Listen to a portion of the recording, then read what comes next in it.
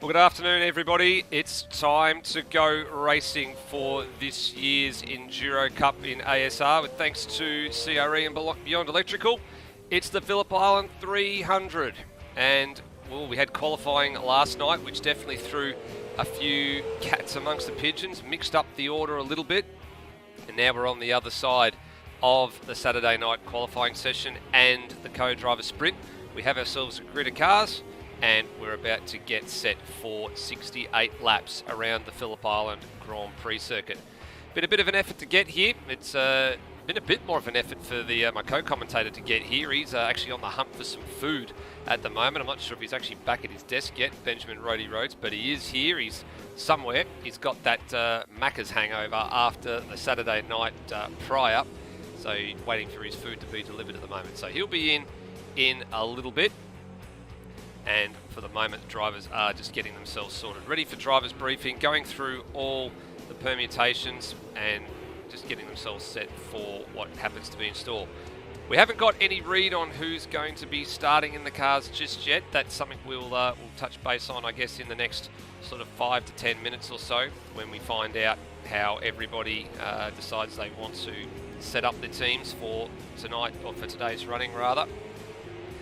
We have got some word through overnight that one or two cars are not going to start the race. There's been a couple of health dramas that have dropped into play in the last 24 hours or so. So we are expecting to be one car short on our starting grid for today's proceedings. It is one of the cars that was a bit further down the order based on the qualifying results, and so it doesn't really affect, I guess, the grid too much. Well, he is here now. I guess he's still looking for that food, Benjamin Rhodey Rhodes. And Rhodey, has the food arrived, more importantly? Are you going to be fed in time for today's race start, or is it still a bit of a question mark as to where that's at? No, that has arrived. I did actually get the notification that it had come. It's just the driver had left it at the door, not bothered to knock on the door, not bothered to do anything to let me know he was here. He just updated the app to say the food is delivered. But that's right, I have it now. I have, for those playing along at home, I have 6 nugs and I have 2 hash browns. There's a bit of a, not that I've got a hangover, but a bit of a fixer from last night. But good, I was about to say good evening, everyone. Good afternoon, everyone. It's nice to be in commentary for an Enduro Cup round. It's the first Enduro Cup, first ASR Enduro since last year. Well, first one since last year, but more importantly for me, it's the first time I've been in the commentary box since I started being involved with the Enduros in 2019. So yeah, correct. Yeah, that's nice way to shake it up. Yeah, you shake it up because you've driven in the last couple of them. You drove in the 500 in 2020. You've obviously drove in last year's 3-race Enduro Cup as well, or 3-round Enduro Cup, I should say. So there's a bit of a different change for you, and I guess a couple of the drivers that you've been looking after throughout the course of the Enduro Cup campaigns in the last 2 years, not taking part in this one, but hopefully we'll get to see them for Bathurst in about a month's time. Yeah, no, actually, I was having a conversation with Foley during the week, and it's gotten to the point now where it's our team rather than him and Phil's team. So it's nice to sort of officially be on board. But I've been doing a lot of running around with the PBF Academy guys this year, and we've had a good campaign in Dev Series. We were looking pretty good for team titles in both championships, but unfortunately, Bennett took time off, and Cracker's been a bit. Cracker's work schedule has sort of got in the way a little bit as well, but hopefully we'll still wrap up the Super 3 teams title. But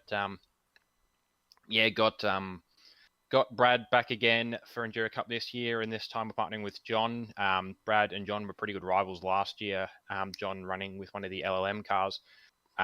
So it's nice to put them in the same team again. Also, they were meant to run the same team this year with the Dev Series until Brad's work schedule changed, but they were going to be our hillbillies.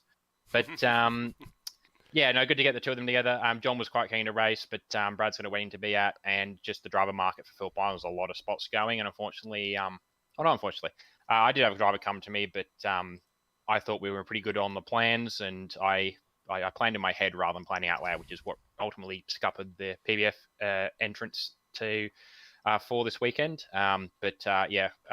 Boki's also had somewhere to be, and so Foley's also then since got himself occupied. So as I said in the Discord, look, we've second time this year that the team's run a little short on money. We've got the cars wrapped, we got the garages done this time around. We just couldn't put the fuel on the truck to get down here, but that's all right. Check will clear come Bathurst, and we're good for Bathurst and Adelaide. So still going to be on the grid this year. All right, fantastic. Good to see that we'll get a couple of cars extra for the next few rounds. And one of the things that we alluded to last night during the broadcast was for a number of the drivers and the teams that are here for Phillip Island, because there's only a small number of teams that are missing this one. It's important because some of the teams that are missing, one of them in particular, expected to be a front runner, the AAR machine of Corey McFarlane and Luke Rosella. We're expecting to be, sort of up the pointy end of the field, especially for Bathurst and for Adelaide. And even putting the extra points on the board for the race at Phillip Island becomes really important, because if a lot of those points get taken away by virtue of some of those faster cars coming in that aren't here this weekend, you're probably going to get a bit of a kickback with having the extra points in the bank by the time the the last race rolls around for Adelaide and we crown the Enduro Cup champion, it could be quite crucial. Even if you're finishing sort of, back half of the top 10, quite regularly, you're going to have a good amount of points in the bank because you'll be right up the pointy end of the field overall, especially after these quick guys come along and take some of these wins away. So points are going to be at a premium today. I think everybody looking forward to just finishing and putting something in the bank because it'll pay dividends come later on in the series. Yeah, so and it's a benefit for some of the guys with the teams point situation because I know there's been varying opinions on the inclusion of the drop round this year in supercars. I know there's some drivers out there that are feeling a bit robbed by the inclusion of the drop round with where it's fallen. And look, for those teams, advantage to them, especially. I know some of them, a lot of the guys who are constantly sort of second fiddle are actually here tonight. So today. Higo and Tim Redmond, more probably Tim Redmond, he'll be racing. Although, to be fair, Higo probably feels that he's playing second fiddle at the moment in Super 2.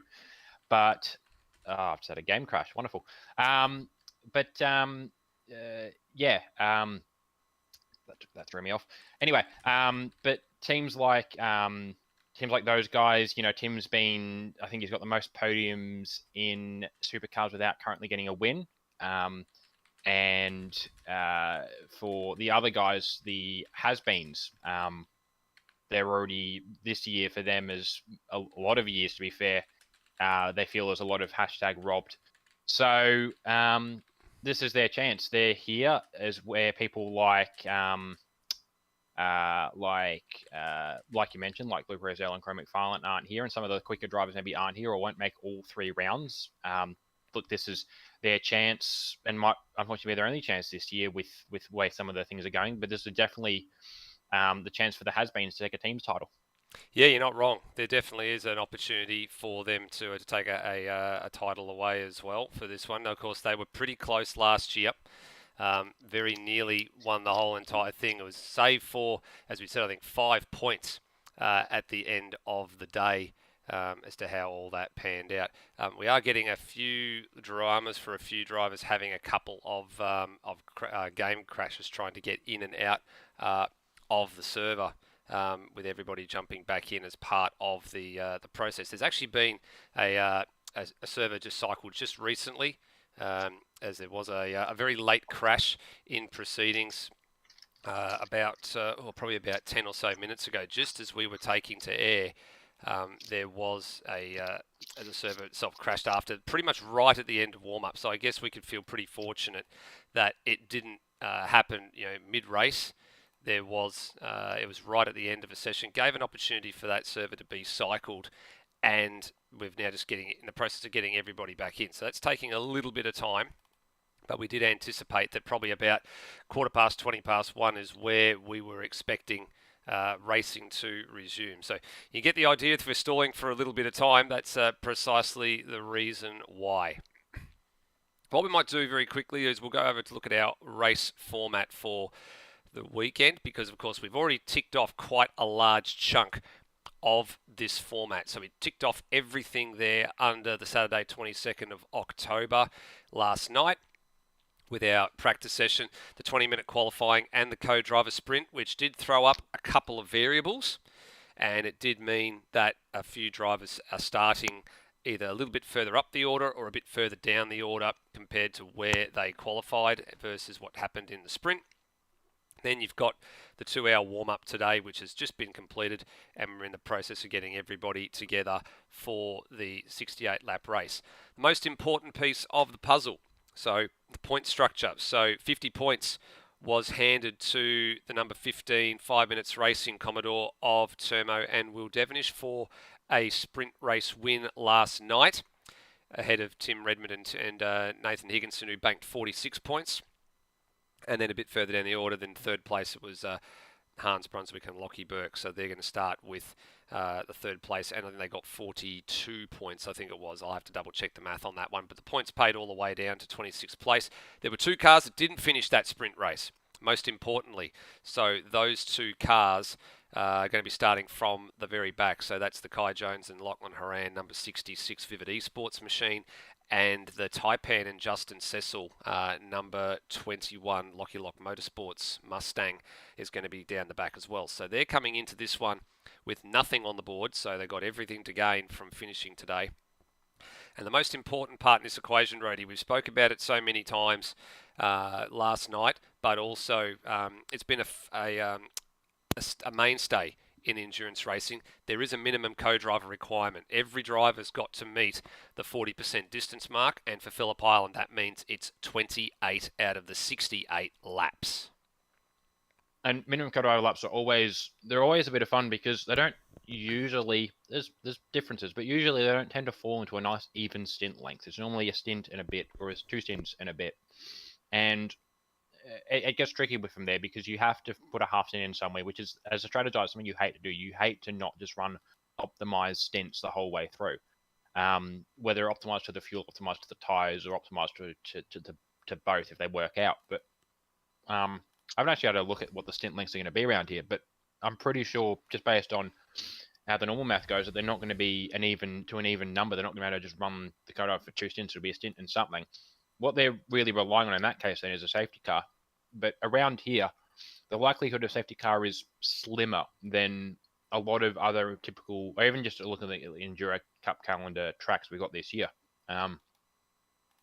Bathurst kind of relies on someone to fall asleep at some point, but in general, look, you try and put two or three cars wide somewhere, you're gonna have a mess. You're gonna have a safety car.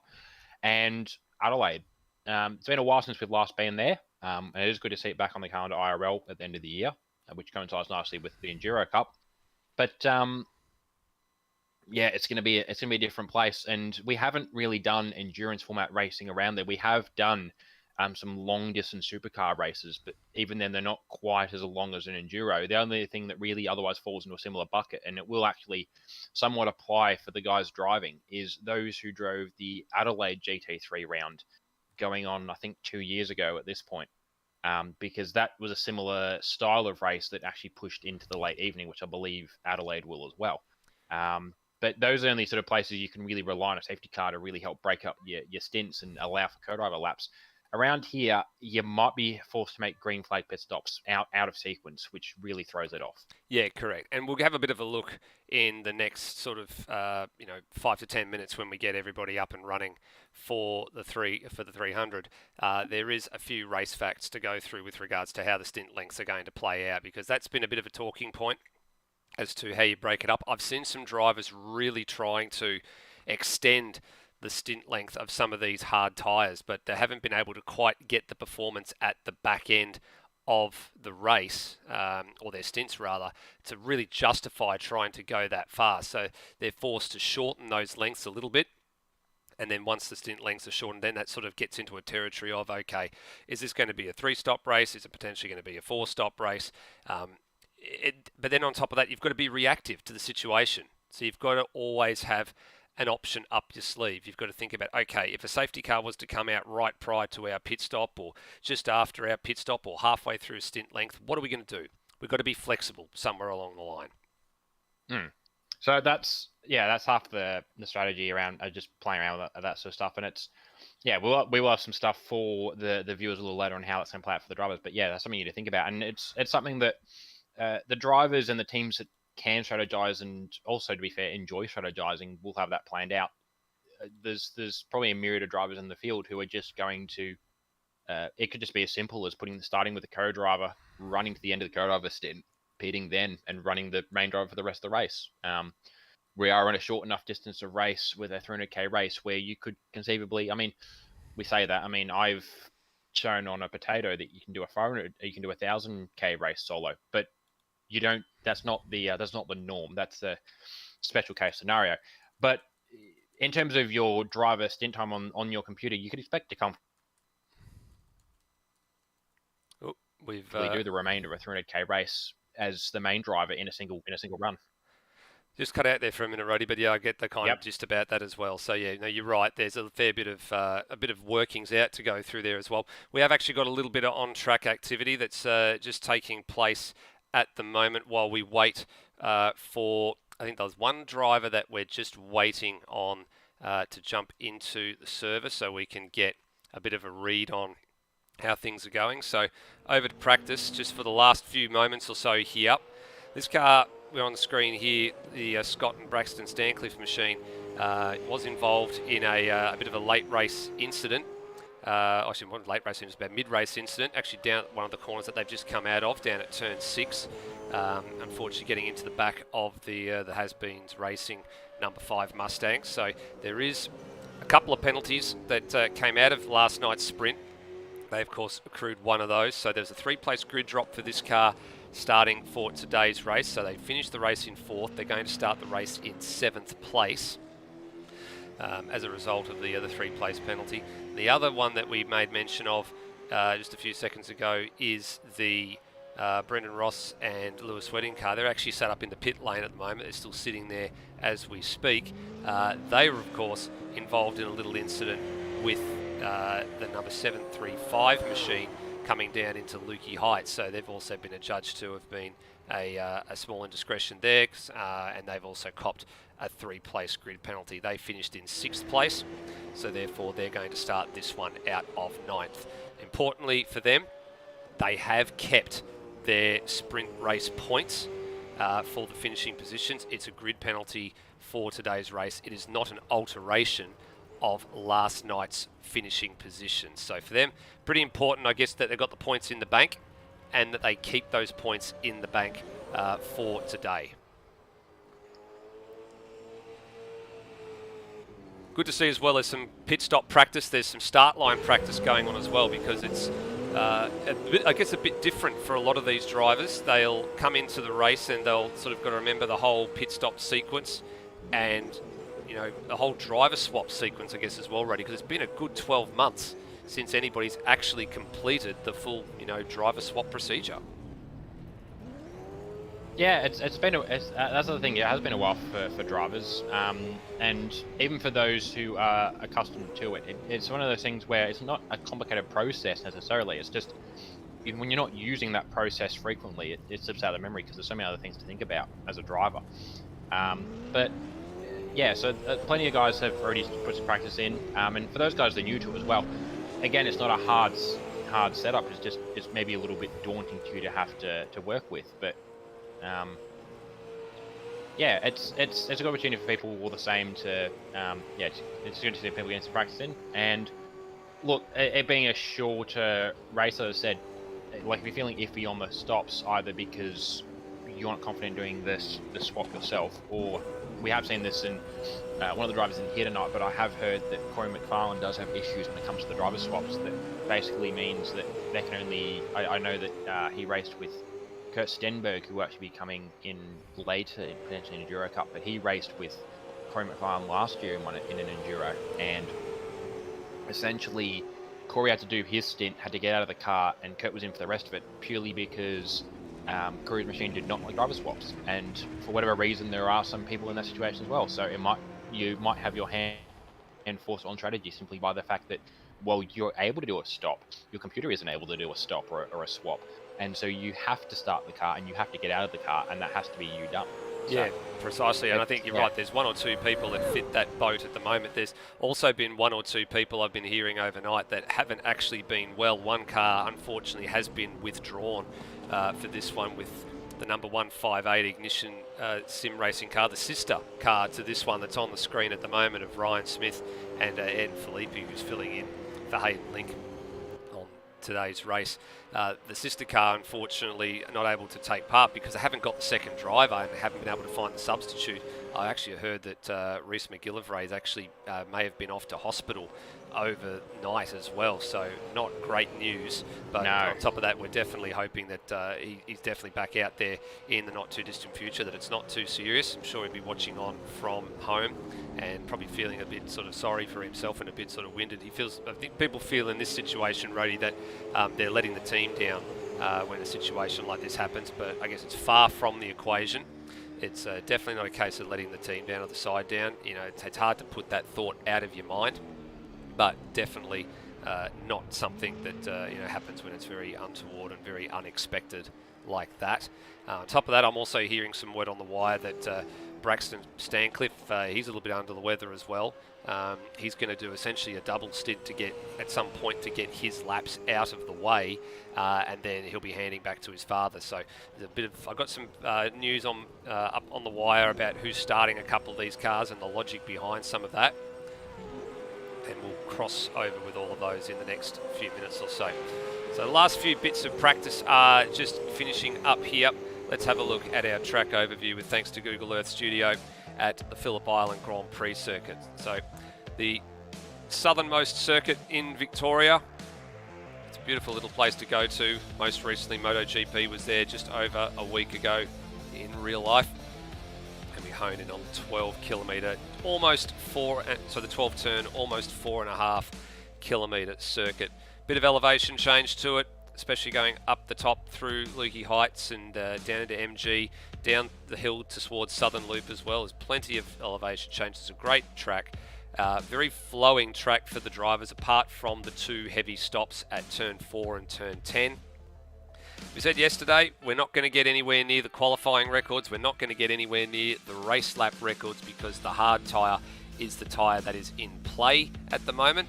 So they're about 2 seconds a lap or so slower overall than what they were this time when we went running last year with the man who was setting the track alight back then in Peter Savage, just continuing to lower that qualifying benchmark down to the 34.484. So we won't see that again tonight, or today rather. Well, it's still tonight. I guess we can still say it. We have got people watching from overseas.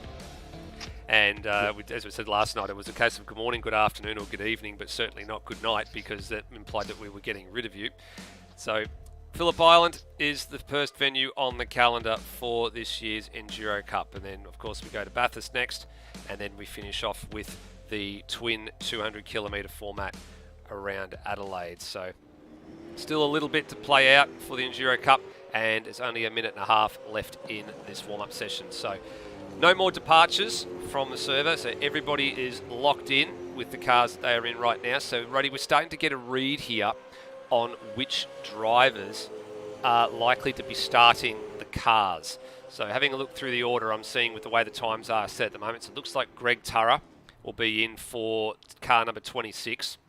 Then you've got RSM Latino's going to be in the Blackshaws car. That's the one you can see on screen coming down the hill at the moment.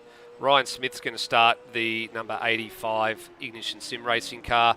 Brendan Ross is in the Has-Beens machine. Steve Burko, he's sharing with Dane Liccardo. Kai Jones will be starting with Lachlan Horan to take over at some point. Darren Kemp, I think probably unsurprisingly, Rhodey's going to start this one in the car number 23. I know that Scott Stancliffe will be starting in car number 187. Then we look to Justin Cecil. He didn't actually partake in qualifying yesterday, and it was up to, I think it was Taipan who took part in qualifying, and Justin Cecil actually didn't complete a lap yesterday in the sprint race, so he's going to start car number 21. Redmond's going to start for Higginson. Ben Hall's going to start for Lockie Lock. Hans Brunswick will start with Lockie Burke. I know he's on his way at some point. Cheese is in the car at the moment, the car on screen. He's sharing with NZ Snipe, so he's in that one. Cam Rutledge will start car number 915 and hand over to Daniel Cox at some stage. The big curious one for me here is that Will Devonish has gone with Turmo to start car number 15. There's two things that come to mind. I was thinking as you go through this list, a lot of guys seeming to prefer to put drivers with experience in the cars. But yeah, it seems to be that in the case of Turmo, I'd heard mumblings throughout the week on Turmo's qualifying pace or race pace as well being pretty comfortably, like it's up there with Will's, and definitely his full tank pace was close enough or better than Will's to the point where Will wanted Turmo qualifying. So based off of that thinking, and if his pace is just as good on race pace, it might be a case of at least maybe Will feels like he can maybe, like Turmo's not someone that can't strategize, but maybe Will's going to run more of the strategy game throughout the race, whereas he's just putting Turmo in now to get them the gap they need to then Will can manage it. The other thing as well is it's gotten better. but we do know that Will has a history of not the best starts, and it is a 300k race, so the start isn't all that important. But at the point of the field they're at, it does help to get a really good start. So that could be the other reason that Tomo's in the car for the start. Yeah, true. There's a few different elements, I guess, to consider in all of this as well. So, a number of drivers are going to look to get their co-drivers, or I wouldn't say co-drivers, probably the bad word.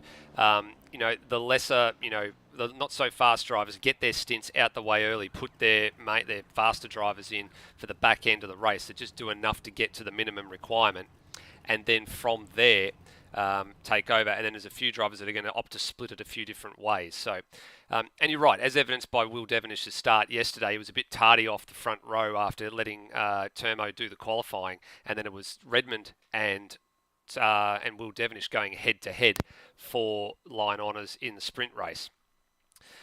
So again, a little bit of a different sort of thing here. And yeah, just to cover off, we are watching along in the live chat, everybody. We are going to hand out a couple of prizes at some point for some questions and for some insightful comments. And we're also going to put out a couple of random, suggestions, I guess is probably the right word. We'll put out some predictions and see how people go for it. And confirming, yes, we are about to get set for 68 laps here around the Phillip Island Grand Prix circuit. So everybody's in.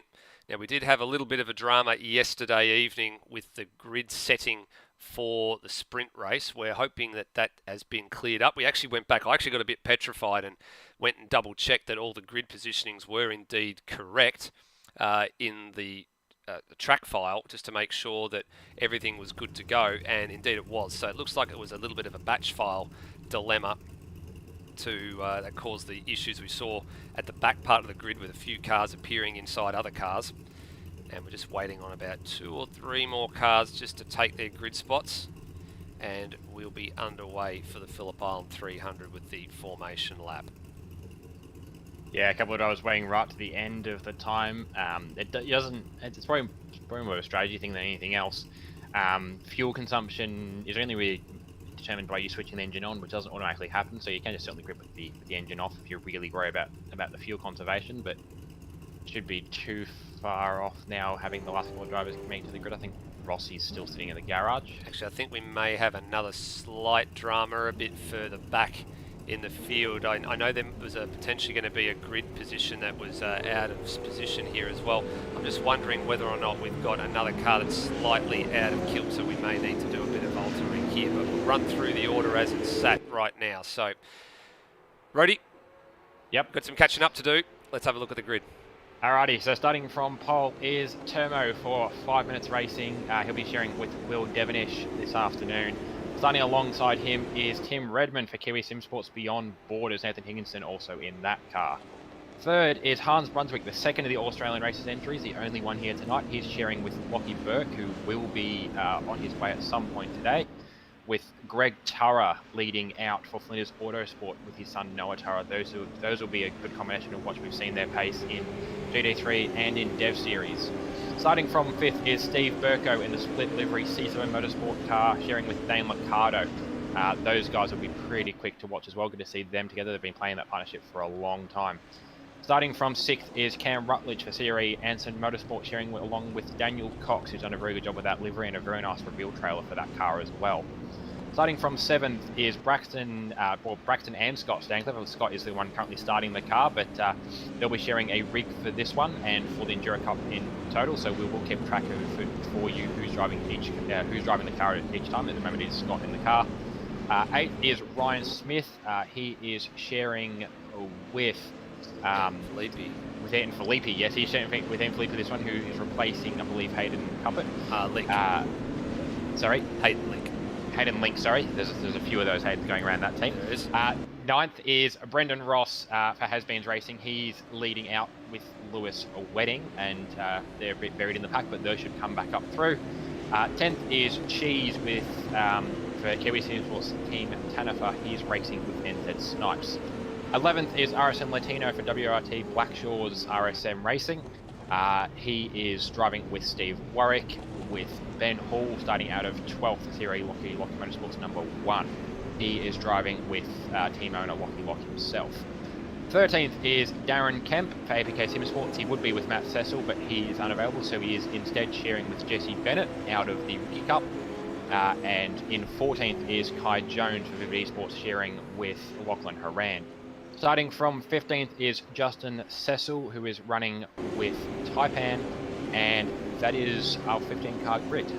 Yes, it is the 15-car grid, and for the knowledge as well, there's a car meant to be starting out at 14th, which was the Jake Burke and Reese McGillivray number 158 Ignition Sim Racing machine that unfortunately, as we said a few moments ago, has, due to medical grounds, is out of commission. Actually just noticed Termo went beyond the grid box there at the moment, and he had to grab reverse, so that's a little bit of a strange one for him, as we just wait on a few cars to line up here and we take a look at the towards the lights. So we've got a few views here. There's the view from the Braxton Scott Stancliffe machine. You'll get a view on the lights right here. Here we go. 3, 4, lights are ready to go, and we go racing for the Phillip Island 300. There's already a little bit of contact in the back of the pack. A couple of cars a bit further down the order just got together as there was a bit of a tardy start. They're nearly 3 wide. Havoc here. Is Brunswick going to get the whole shot down the inside into turn 1? He does.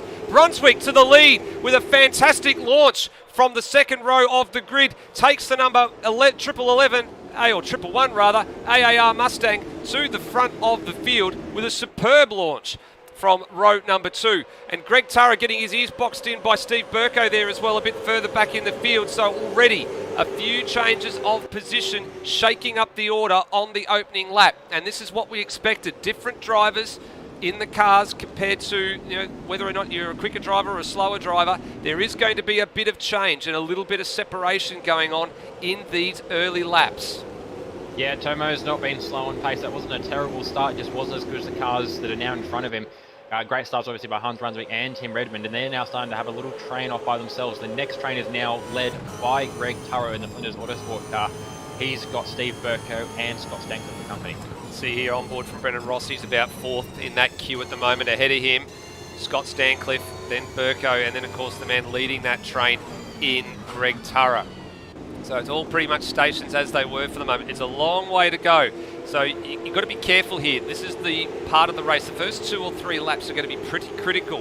Whether you want to box on early, whether you've got room to make a pass and make those spots, or whether you just need to find the groove and settle in for the long haul and then play your strategy out. Because of course, we just said a few seconds ago, the different drivers that are in the field have got different sort of qualities, and there's going to be a bit of give and a bit of take for how this goes over the course of the opening sort of couple of laps. In the case of the opening couple of laps, the moment for Redmond is right now. So he sees that opportunity on the run out of turn 12 down to turn 1 to get past Brunswick pretty comfortably at the end of the day, and moves the number 430 Beyond Borders and Kiwi Sim Sports machine forward, with Termo just tacked on to the back of them at the moment, still in 3rd place. So that's not a bad result, I think, at the end of the day for the early going, considering that he's definitely got to hand over to Will Devenish at some point. We just don't know when. Yeah, I wouldn't be surprised if some of these drivers at the front are starting to maybe lean to strategy calls, even for the simple benefit for Hans Brunswick of car off. Tim Redmond. There was the Tara car. Greg Tara has actually been off the road out of Siberia, and I think that was all on his own. I don't think he was assisted in any way, shape or form with regards to that one. Time for our first Outworld Broadcasting replay of the day. Let's have a look at what happened to the Flinders Autosport number 26 Commodore. In behind he had Scott Stancliffe and co. I think he's just lit it up on his own here. Yep, just a little bit too early on the pedal. A little bit of rub of the wall. Don't look like too much damage. Maybe just a little bit of bodywork damage. He didn't clout that inside wall too hard, but he has dropped from 4th to 14th. Yeah, the consolation is very little damage, if any, to walk away from that one with. But yeah, there is just the damage in terms of positions he lost. He was pretty comfortably up there. He was pretty comfortably ahead of the guys as well, because Steve Burko had actually run a little wide at turn 2 the previous lap through, and him and Scott Stancliffe were having a bit of a battle with, I think, Rossi in behind. But with Tara now out of that position, he's no longer in a bit of clean air. He's now got a lot of dirty air. He's now going to deal with at the back of the train, which is Justin Cecil and Darren Kemp. But that said, that whole train is still very much in pattern. It's actually currently led, this train over 6th is currently led by Ben Hall. Yeah, absolutely. So Ben Hall's moved through. There's actually been a fair bit of a shake-up with the number 26 machine off the road at Siberia on the last lap. It actually brought a whole bunch of drivers into the equation. A few of them checked up and had to go through. Somehow Ben Hall's actually moved his way through here. He actually got that pass done just a few seconds ago going down the hill into turn number 1. So he takes the number 237 Mustang up to the head of the field. So it's a 6th place gain for those guys at the start here. They started out at 12th. They're now all the way up to 6th place. I'm pretty sure that is, at the moment, yeah, it is the most amount of positions gained at the moment in the early going of this race. So good opening stint, good clean stint, I think it's important to say for those guys at the moment. Very, very important in the early going, considering I actually think that Lockie Lock and Ben Hall pretty well matched in terms of pace. So pace we're seeing from this car at the moment probably is the pace that we expect that it will be running at throughout the majority of the race, which I think will be pretty consistent when we factor in the lap times. You know, you wouldn't expect to see the times deviate between the two of them too significantly.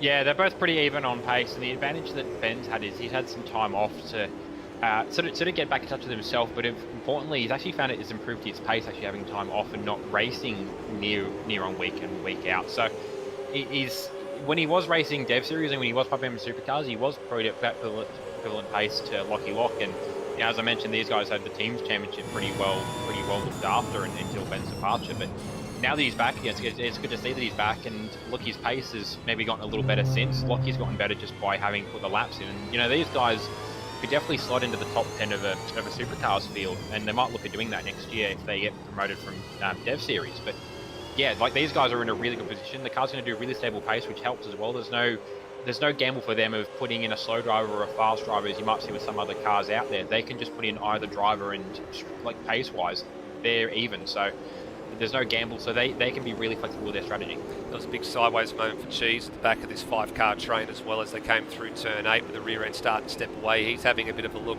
at the back of the number 66 machine of Lachlan Horan and Kai Jones, and he's actually through on Jones, so he got that move done over the top of Lukey Heights and down into MG, so takes him up one more spot into position 9, having started 10th. Oh, that number 66 machine was well wide coming through turn 11 and into 12, and maybe slightly compromised on the front straight here. The number 85 Ignition Sim Racing machine of Ryan Smith wasn't quite close enough to have a really good run down the high-speed front straight here to have a look at Jones into turn 1, but he's missed a couple of apexes here at the moment, maybe just pushing slightly too hard, slightly early on, although they have gained 4 spots as a result of a few cars having a few off-track excursions, but they're still, you know, well and truly in the hunt with a long way to go.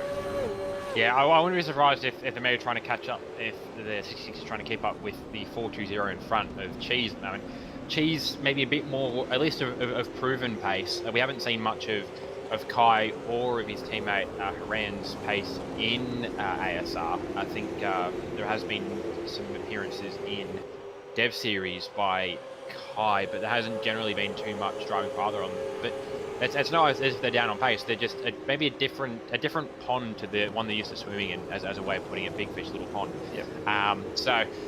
Look, I think they're getting themselves pretty well acclimatized. You're right, it does look like they're pushing that car a little bit too hard, but that is comfortably hitting into understeer at points where you really don't want it to be understeering, just forcing Kai to get off the throttle and try and knock some speed off to get the car to turn, which of course is giving Cheese a bit of a leg up and is also giving Ryan Smith behind a bit of a chance to rein in as well. But yeah, look, they're pretty well. They're currently in the top 10, and you know, pretty good running considering their relative lack of experience with ASR Enduro Cup racing. So they're running pretty well so far. They are running pretty well at the moment. Speaking of running pretty well, here's a resumption of a battle that took place early on in the sprint race between Scott Stancliffe, well, it was Lewis Wedding in the car back then. At the moment, it is Brendan Ross who's piloting that machine. It's the first time we get a chance to have a look in with some of the driver cams that are being run today as well. So we've got Scott Stancliffe and Braxton Stancliffe sharing a machine here as Ross goes through right around the outside at turn number 3. Probably not a bad decision, I guess, for Scott not to really fight that one too heavily.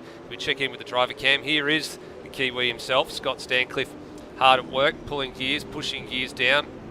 Let's keep an eye on here. So out of turn number 6, coming out at either second or third, depending on what you're doing to do. There's pull the gear, third, fourth, fifth, and up to fifth right now. Don't really get to sixth gear. Let's just watch him slot the gear. Probably back one, back 2 gears, probably down to third here, coming up the hill, and probably pluck at least 1 more gear down in the braking zone, and then down to second spot. So great insight there. We'll actually be checking in with them a little bit later on as they do a driver swap live for us, because of course the father and son duo are sharing a sim rig this weekend, Rody. Yeah, so it'll be an opportunity for us. We have had a couple of guys do single rig enduros before, but yeah, it is an opportunity for us to actually see the closest we're going to get to, being able to poke a camera in the driver's side door of one of these cars, a driver swap. Unfortunately, they haven't quite got the full 5-point roll cage and safety belts that they do in the real supercars, so we won't see quite that sort of energy with it. But there's still going to be, I imagine, a little bit of, it depends on how long the stop is as well, to be fair, as to whether it's going to be a quick little stop. Actually, I'm just looking, speaking of stops, I've just seen ended stops.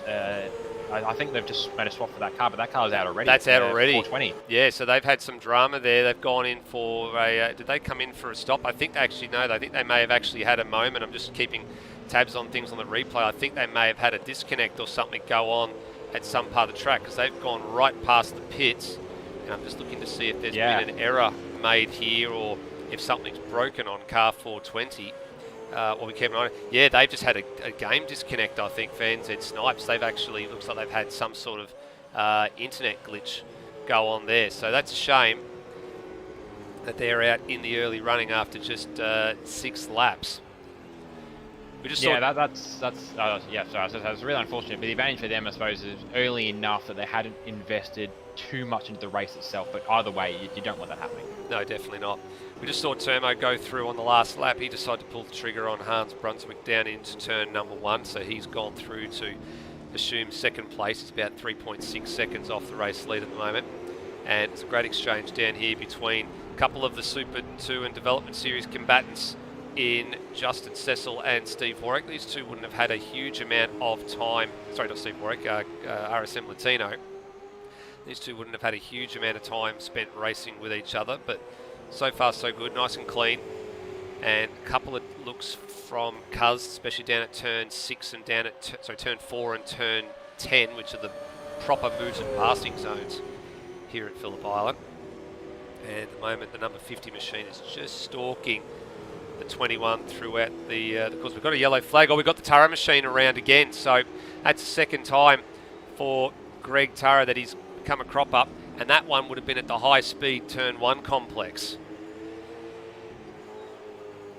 Yeah, so I've just went back and looked at that one replay. He's just it's a weird one. It's not like his previous one where he gassed the throttle up. It's just the car over rotated on the exit and put him into a nice big slide. We did also see in that same complex actually, exited turn 2, Ben Hall run a little wide. He gave up a few spots as well. I think he's dropped back to 10th in all that as well. But yeah, shame to see the Tara car off again. Greg's got good pace. He's got good consistency as well. He's been running GD3. So maybe a lack of familiarization. Oh, the car's had another moment. Itself. Apologies, the car's had another moment through Siberia, so those tyres are going to be quite comprehensively ruined, I think, at the moment. So Greg's got to be ultra careful here. The tyres will have overheated. They will have gotten to a point where he needs to just manage them for about a half a lap or so to get them back into the operating window, because you can't stop now. This is one of the things I was sort of looking a little bit towards is, what on earth are you going to do with regards to pit stops and the pit stop sequence. So it's probably about this time, I guess, we'll bring up our race facts with thanks to Daniel Cox Designs, because this gives us a bit of an overview of what some of these drivers are going to be planning towards. So the estimated stint length for a lot of the field is somewhere in the vicinity of 15 to 18 laps. So you've got to look at that and decide, okay, 15 laps, that means we're going to be in a situation of a 4-stop strategy. 18 laps, if you can stretch it, you're going to be in the vicinity of a 3-stop strategy. So there's that 3-lap window sort of either side of, sort of 15 to 18 to begin with. When we start seeing our pit stops start to shake out, we will get an indication of what sort of strategy a number of these drivers have gone with. Yeah, no, we're still going to have a chance to see how this is going to play out for drivers. The other thing as well that will come into it, and we're seeing it already with, unfortunately, the Tara car, is that the chance of a safety car causing an accident is less likely, but with the speed of this track, it is still entirely possible to have a single car accident and impact your own race, not only to the point where you lose positions, but as we luckily haven't seen so far with that car at least, is potential to cause damage that is enough to consider to be worth repairing. So that can also throw your strategy up. But yeah, we're still going to be a little while off seeing any stops, any planned stops, based on stint lengths. But yeah, it's good something to keep an eye out for. Yeah, so now the field's actually quite well strung out. The only real battle that we're seeing at the moment is just the second and third place battle on the screen a few moments ago with regards to Termo and Hans Brunswick, as actually Greg Turrow's had another off-track excursion I've just seen. So he's really pushing the envelope a bit too hard here. Might not be a bad idea. I think those tyres are probably toast at the moment. And he'll probably need to get in the next couple of laps, which will upset their stint and upset their planned path, I guess, through the setup here. I expect that car to be turning right or left. There it goes. Yep. So first actual pit stop sequence this is off sequence, I think, Rhodey. I think it's fair to call for Greg Turra and Noah Turra, and probably with a fairly second-hand set of Dunlop hard tyres. Yeah, exactly. So look, as I said, it could play into their strategy with the mandated driver stint lengths. And to be fair, at this situation, maybe it's not like Greg's an easily frazzled person. You know, he's dealt with his fair share of life. He's not going to be shaken up quite yet. But maybe a good position if the opportunity to maybe consider putting Noah in the car for the next stint. Just a fresh pair of eyes. Give Greg a chance maybe just to get up and go for a walk, because he's probably. I'm not going to throw anything as to where he is in his head, but he's probably going to be pushing a little harder now than he would otherwise, just purely based on, look, I've thrown this away, I have to get this back. And sometimes that works, and sometimes it doesn't. And it's very easy to have already been knocked off your schedule and trying to push back to be on that schedule, and then send yourself further wide.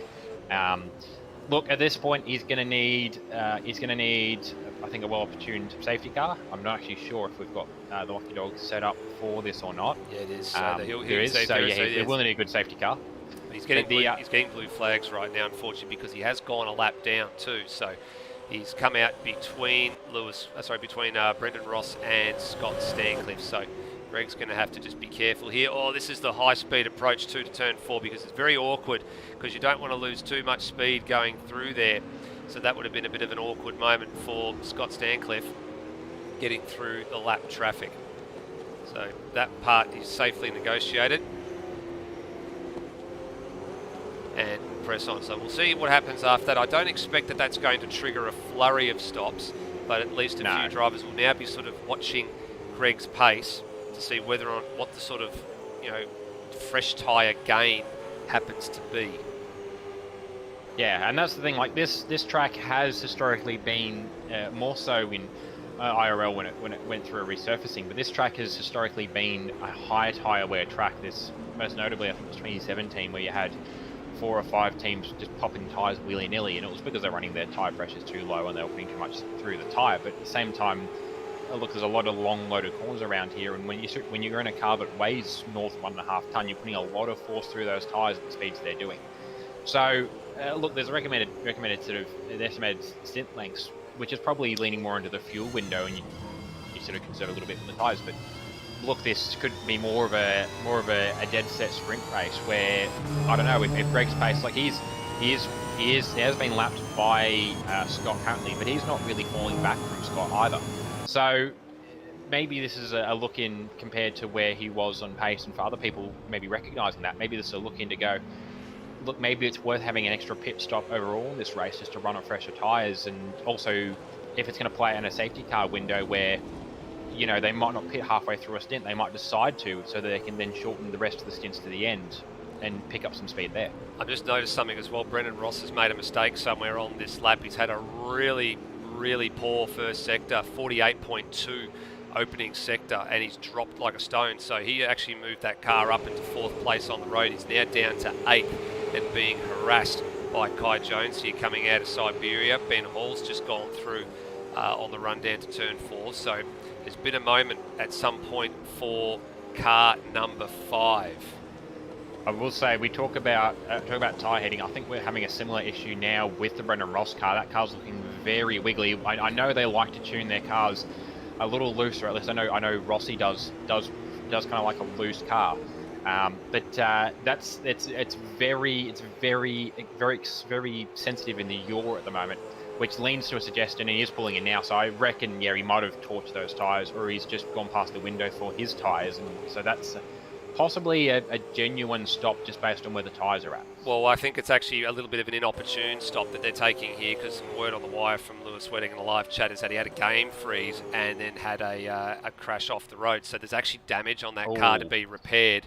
So we'll be expecting to see, I would imagine Lewis Wedding's going to get into that car, and then we're going to see a change for driver. Probably Brendan Ross then jump out, and then he'll have to get back in the car at some point. I expect Brendan Ross will probably go out of the servo. He'll reset his game and jump back in at some point in proceedings. So we're now in that pit stop window. That's where we're looking at the moment. So this is where we start to look at, who's making some pace, who's got pace in hand, and who's sort of just at the tail end of where their tyres ideally need to be.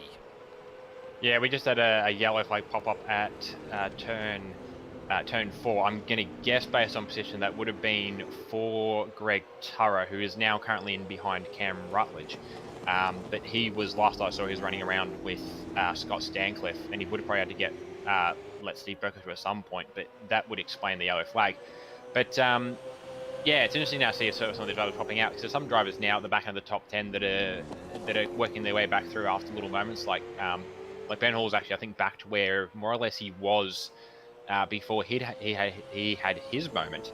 And obviously, it will be, once he returns to the track, Brendan Ross is going to have to work his way back up through as well. He's going to catch up onto the back of Kempy in a bit, but I imagine with where his stop is at, he's probably close enough with that stop. He's got some damage for sure, which we will have repaired.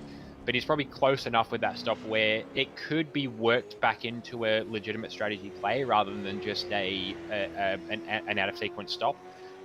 Look, there's some good minds in strategy there with Lewis Wedding and Brendan Ross, so they could still find a way to make that work to their advantage. I think so. Well, Ross has actually stayed in that car, and here we go. There's more stops taking place here as well. So RSM Latino is in at the end of lap 13 for him. So, is it lap 13? Yeah, end of lap 13 for him. So Darren Kemp goes through, picks up another spot there in the APK Sim Sports Mustang. So yet to see any driver changes, importantly. So this is starting to become a bit of a sequence. So Greg Turra, unforced pit stop. Unforced error, and in for a forced pit stop. He has stayed in the car. Brendan Ross, he has stayed in the car. Justin Cecil's just had a moment, looks like, coming out of turn number 4. So at the moment, all the pit stops that we're seeing at the moment, they are for the same driver keeping in the car. So let's have a look here. So we're starting to get to that window toward the end of the thing. Okay, the Scott Stancliffe and Braxton Stancliffe machine is in. So let's see if this is going to facilitate a driver change. Very fast approach here for Scott. And into the lane he comes. So he's hit the anchors pretty quickly. Let's bring up the camera. Let's see. It looks like, yep, there's a pit stop, I think, about to happen here. There's a bit of slide job going on with the sim rig there. Now, who else is in the lane? Is that the Redmond and Higginson machine? Yes, it is. Yes. And the Brunswick and Burke car as well. So here we go. Out gets Scott Stancliffe. There'll be a headset change here as well. Oh, mind the camera, Scott. There gets Son. Oh, look at that. What a good dad he is. He put the headset on the Son just as he was getting in there, getting himself set. This is proper driver change stuff. I'm loving this. Says good luck, Son. And now they've just got to wait for the fuel and the tyres to be loaded. And away we go. How about that? What a great shot. Yeah, a beautiful stop and great work by very much the realistic approach. We talked about it earlier, that we won't have the roll cages and the safety belts, but very much the same. We saw it with, I think, 888, at least with the 97 this year at the actual 1000, that at least during Thursday and Friday, and I think into Saturday, they were actually managing their own pit stops and drivers. They didn't actually get an assistant in there until, I think, the last practice session in the race itself. But plenty of teams further down the grid might not necessarily have the spare pit crew edge to allow for a dedicated driver assistant. So a lot of times when you're doing a driver swap, you'll be in there with your coder, or you'll dive out of the car and dive your head straight back in the car. You'll be putting together the belts for them. You'll be plugging in a helmet, plugging in cool suit, plugging in the radio. So yeah, it's good to see that all that's getting looked after. In this case, with what these guys are up to, yeah, it's good to see that sort of stuff in play as well. Yeah, absolutely. Yeah, there was another driver change that took place in that one as well. Tim Redmond handed over to Nathan Higginson at the end of lap 14. So now 14 is a critical lap because that's exactly half of what you need to do as a driver. So all the drivers that have stopped on lap 14, if they have made a change for driver, that's actually not too bad. That gives us an idea that some of these stint lengths are actually a little bit smaller than we like. And have a look here. It seems that the Braxton Stancliffe machine in the 187 and Brendan Ross in the number 5 machine have found each other again, even though there was the error for Brendan Ross a handful of laps to go. So he's made a huge chunk of time, having stopped a little bit earlier. And there's going to be some jinking and jiving down the front straight here. Braxton's just got to be a bit careful, leave a bit of room for Ross inside. There's a little bit of contact as they battle through turn number 1. Great exchange of paint. Ross a little bit deep. I'm not sure if he got a little bit of a nudge there. This is a little bit early to sort of start be banging doors at this rate, so they've got to be careful that they don't trip over each other here.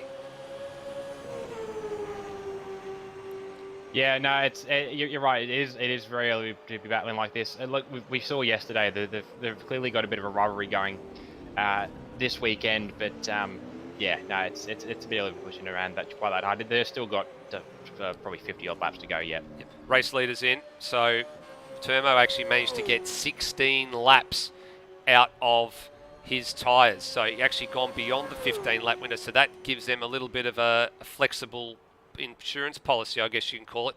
So too Kai Jones, he's managed to get 16 laps out of his set of hard tyres, so he'll come into the lane. That'll put the Ignition Sim Racing machine of Ryan Smith into the lead for a lap.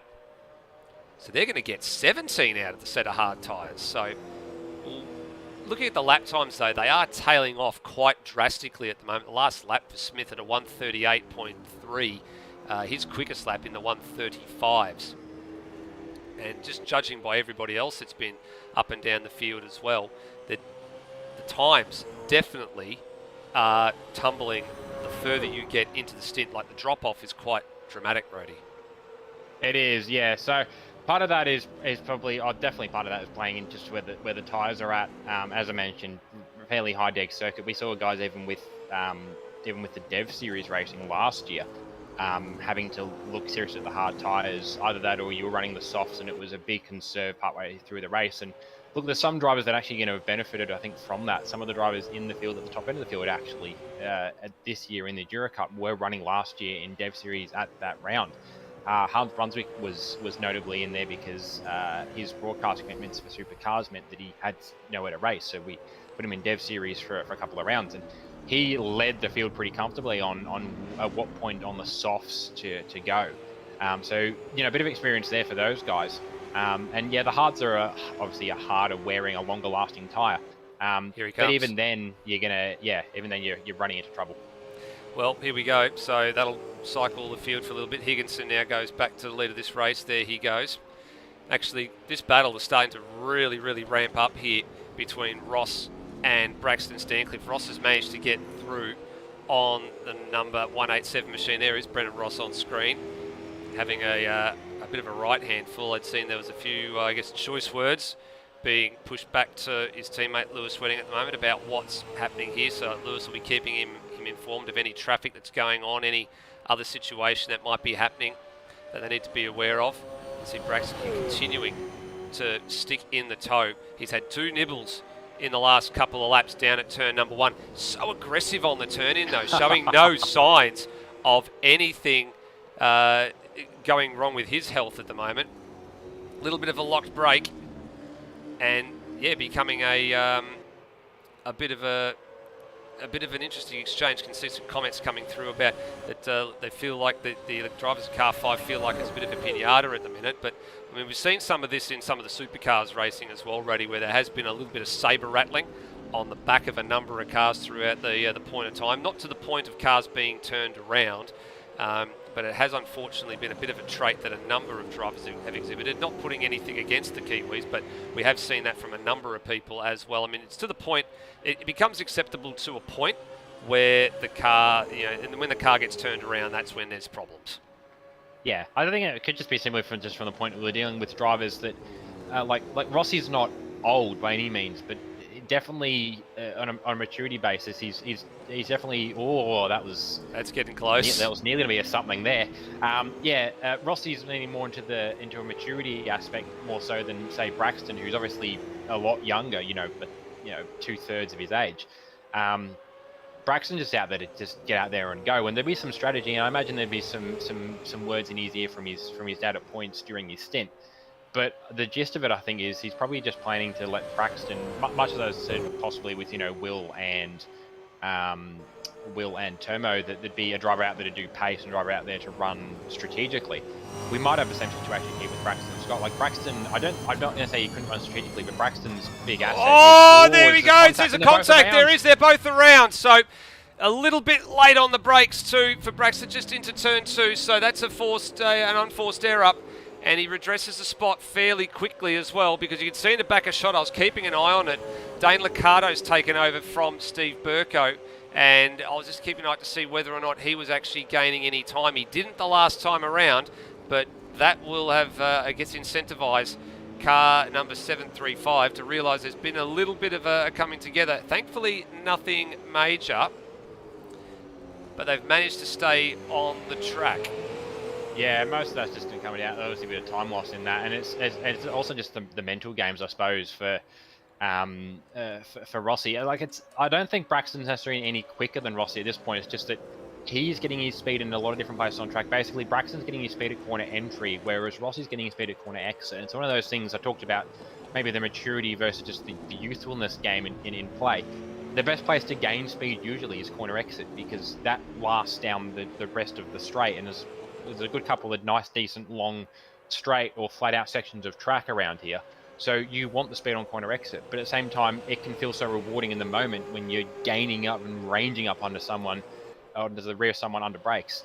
I think they're both putting out fairly similar lap times. It's just they're going very different ways about it, and it's just that overlap. Like turn 2 is a great example for that, because it's such a long entrance to the corner, such a long exit to the corner, because it's one long corner, but it's almost a double apex of the way you take it half the time. And yeah, I think either Braxton's might knock a 10th off here, because it doesn't do him any favours to be tangling with Rossi and net lose time. Either that, or look, if he comes sniffing again, Rossi might just opt to let him through, because A, the time loss, and B, that will have put temp in the tyres that he wasn't planning to have. Yeah, I think so. So I think for the moment, we just saw him before, Brendan Ross has got a little bit of an air gap at the moment to Stancliffe, so they just need to get themselves in order and settle them down and get themselves going, because the one car that's starting to range up on them a little bit, we're just keeping an eye on a few drivers that have changed over, is this car. So Dane Liccardo starting to make some inroads, because they had that off-track moment last time around. There was a full 4-second gain for Dane Liccardo in 6th place. So he's now marching his way up toward the back of Braxton Stancliffe. They were pretty all well pegged through the first sector, all at a 31.4 for a first sector time, which of course comes up to the braking zone for what is now Miller Corner. Then through sector 2, Rossi and Braxton were both at a 36.7. Dane's actually dropped some time coming out of sector 2. He did a 37.8, so he's lost quite an amount of time on this lap, and let's see what they are across the line when they get there this time around. So 26.5, 26.8, and what's for Dane Liccardo? He had registered 26.5. So swings and roundabouts. It's the upshot there. Ross 34.8, Braxton 35 dead, and Liccardo 35.8 with the scruffy middle sector, and actually a little bit scruffy there going into braking zone for turn 2. So a few drivers starting to realise that it's this part of the stint. Well, they've got some drivers in the car that can either push, or they've got some drivers in the car that can defend. Everything's going to culminate probably by the time we get to about lap 50, Rhodey. I think we'll probably have a fairly decent indication of who is in the best position here. At the moment, I'd say it's Termo and Nathan Higginson, who are in the cars at the moment, they've gotten at least 14 laps done. So their drivers are halfway to at least completing the full requirement for a co-driver to do 28 laps. Yeah, and as with any enduro, it's all about just really getting to that last point of the race. I know that as years have gone on, IRL, we've gotten to the point where it's less become a full-length enduro, and there's points with Bathurst now, where that's just a 1,000k sprint. But even then, you're still at a point where you want to get to the last window. It doesn't matter how the rest of your race goes to a point. There is exceptions to that, going laps down and not being able to reacquire the lead lap positioning. But as long as you're showing the lead lap, it doesn't matter how the rest of your race plays out. As long as you're there for the last, well, in this case, 18 laps, or however long that last stint's going to be, and potentially however many safety cars could fall into that, because that's a really good spot for people to call safety cars, because especially if a safety car happens, it will bunch everyone up, and because it's the last stint, it's the point where you can win top 5, top 10 the race. So everyone's going to be pushing really hard, and then it turns it into the sprint races we're used to seeing at Phillip Island, which could be safety car causing, hopefully not a third, hopefully not a second. But that's sort of where the race really changes complexion. Like a lot of it out now, we mentioned it earlier that, you know, a lot of the cars are spread out, and that's exactly it. Everyone's just out there running their own pace. They're all just trying to run to numbers, you know, keep tyres alive, keep the fuel tank in the window, keep themselves awake as well, which when you sit in their car for a while, it can be hard to do like really good pace, but also still have enough mental faculty about you to keep the attention span up, because you are putting a lot of mental energy into doing that pace. But it's all about just getting yourselves and the car into that last window. Yeah, you're spot on. So everybody will be sort of working backwards, trying to figure out what it is they're doing here.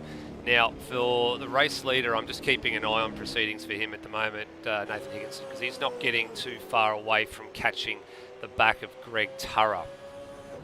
So that will be the really interesting point in the equation here. There is Turra just going through front of shot, and then Higginson's about 5 or 6 seconds behind at the moment. So we actually might have a bit of a look at Nathan Higginson here, because we've got some interesting onboards. We've got the foot cam for Nathan Higginson. Not only that, but we're actually getting a readout here of the speed and the gear changes as well from AMS. So a massive thank you to Nathan Higginson for putting this one together for us. So you can see here, pulling the gears up the hill, flat shifting, 5th gear, a little bit of a feather lift, then down, blip the throttle down to 4th gear, using 4th up the hill instead of 3rd. A few drivers decide to use 3rd. He goes to 3rd now, and then down the hill. Does he go back to 2nd, or does he go back to 1st? He stays in 2nd gear. Just look at the brake and the foot transitioning as well, which is really great to see. You can see there as well, he's got the little head cam shot of him in the bottom right left-hand corner of your screen. So following him around the top here, a little bit of a feather, a little bit of a confidence tap of the brakes just to get the car turned in for turn 12. Then flat, he'll pull 6th gear at some point down the straight here. There he goes. Look at the speed climbing, 260, 265, get to about 270, 280, just 279 was the maximum number that I saw before he put the brakes on and came down a gear for turn 5. Yeah, very good run, and also a good opportunity to actually have a look at what we're seeing in inputs, because we don't really get an idea of that. The best chance you get is someone's sharing their screen and you see the input bars in the bottom right hand corner. But just to see what exactly goes into that, and you know, Higo's put a lot of work into driving it, I suppose, realistically in a way. Like he hasn't gone for the easy strat of the left foot brake, and you know, just leaving the clutch to the game, because that does add, you know, a crucial 5-10 kilos somewhere in there with some of those assists turned on. You know, he's tried to go as immersive as possible, complete with, you know, the rig. He's upgraded it recently. He's got some bits in there from Will Devonish, who's put together some bottom boxes and the like for him. And yeah, he's got to the point where he's adopted the heel and toe, which is the correct way to drive a race car. Something that even me in a year in a race car never had the opportunity to do, or never took the opportunity to learn. So look, he's doing a great job with it, and it's great visual. It's something extra that, look, webcams are just a bonus to get from drivers occasionally. The only ones we're otherwise sort of really having to see is stuff like the stankers, so that we can determine for their sakes, amongst others, that drivers are changed, minimum stints have been done, because we can't tell from the game stats. But yeah, no, really good to see Higo and essentially an onboard from Higo as well. That's right.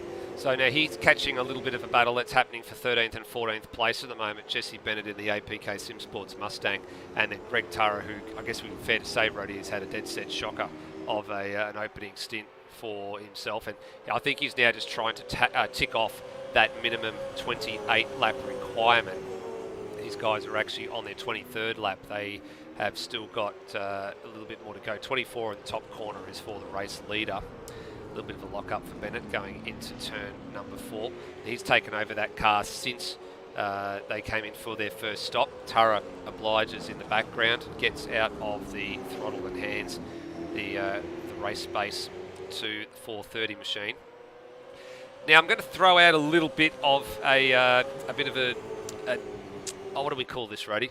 A bit of a curveball for everybody here. Now we threw out a predictions set up for things last night in the sprint race, and I turned around and said, who's going to finish the race in 7th place? Well, it was Dane Liccardo that finished that in 7th place, and nobody got it.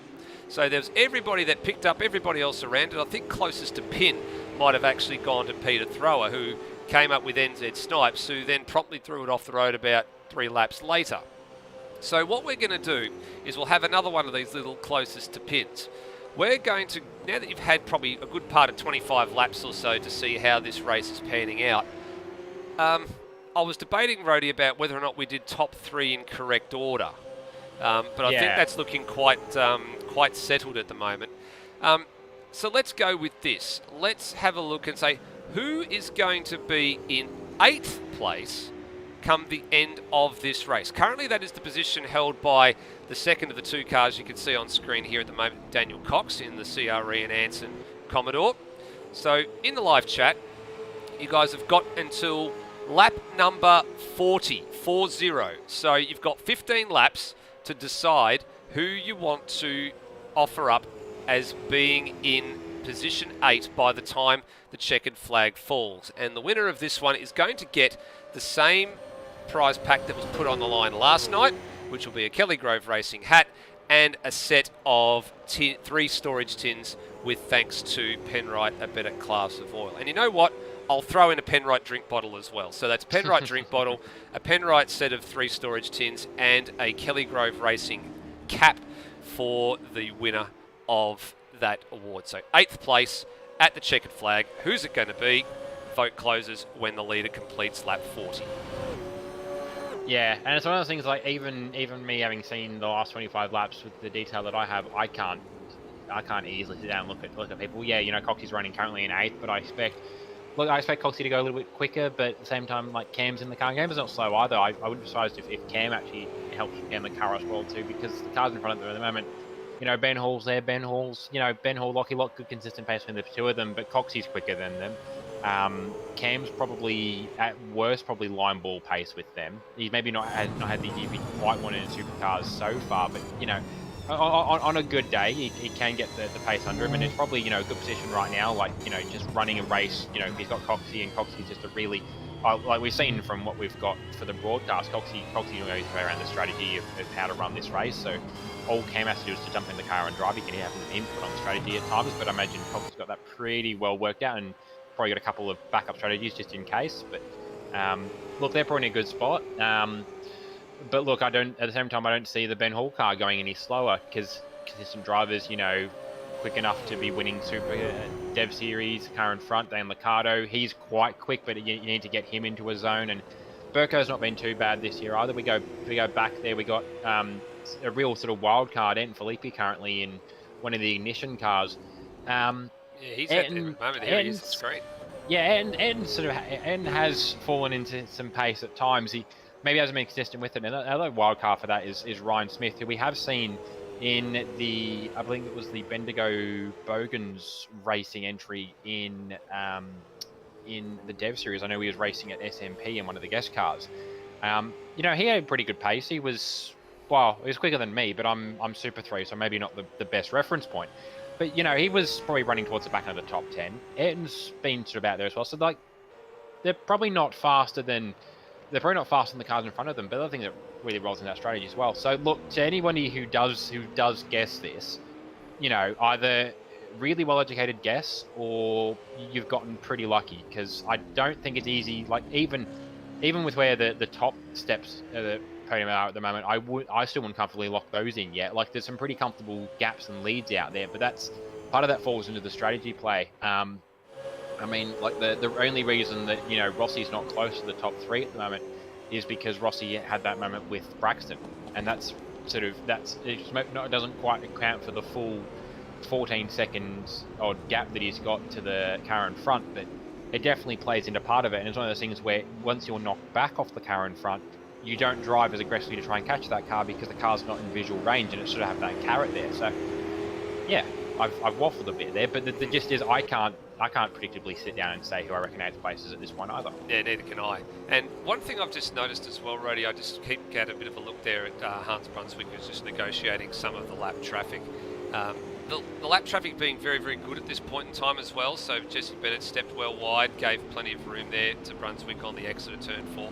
But it's not plain sailing for the leaders at the moment. The hard tyre really sort of starting to make life a bit difficult for some of these leaders to get talking past. About the leaders and the hard tyre, we've got the 430 pitting.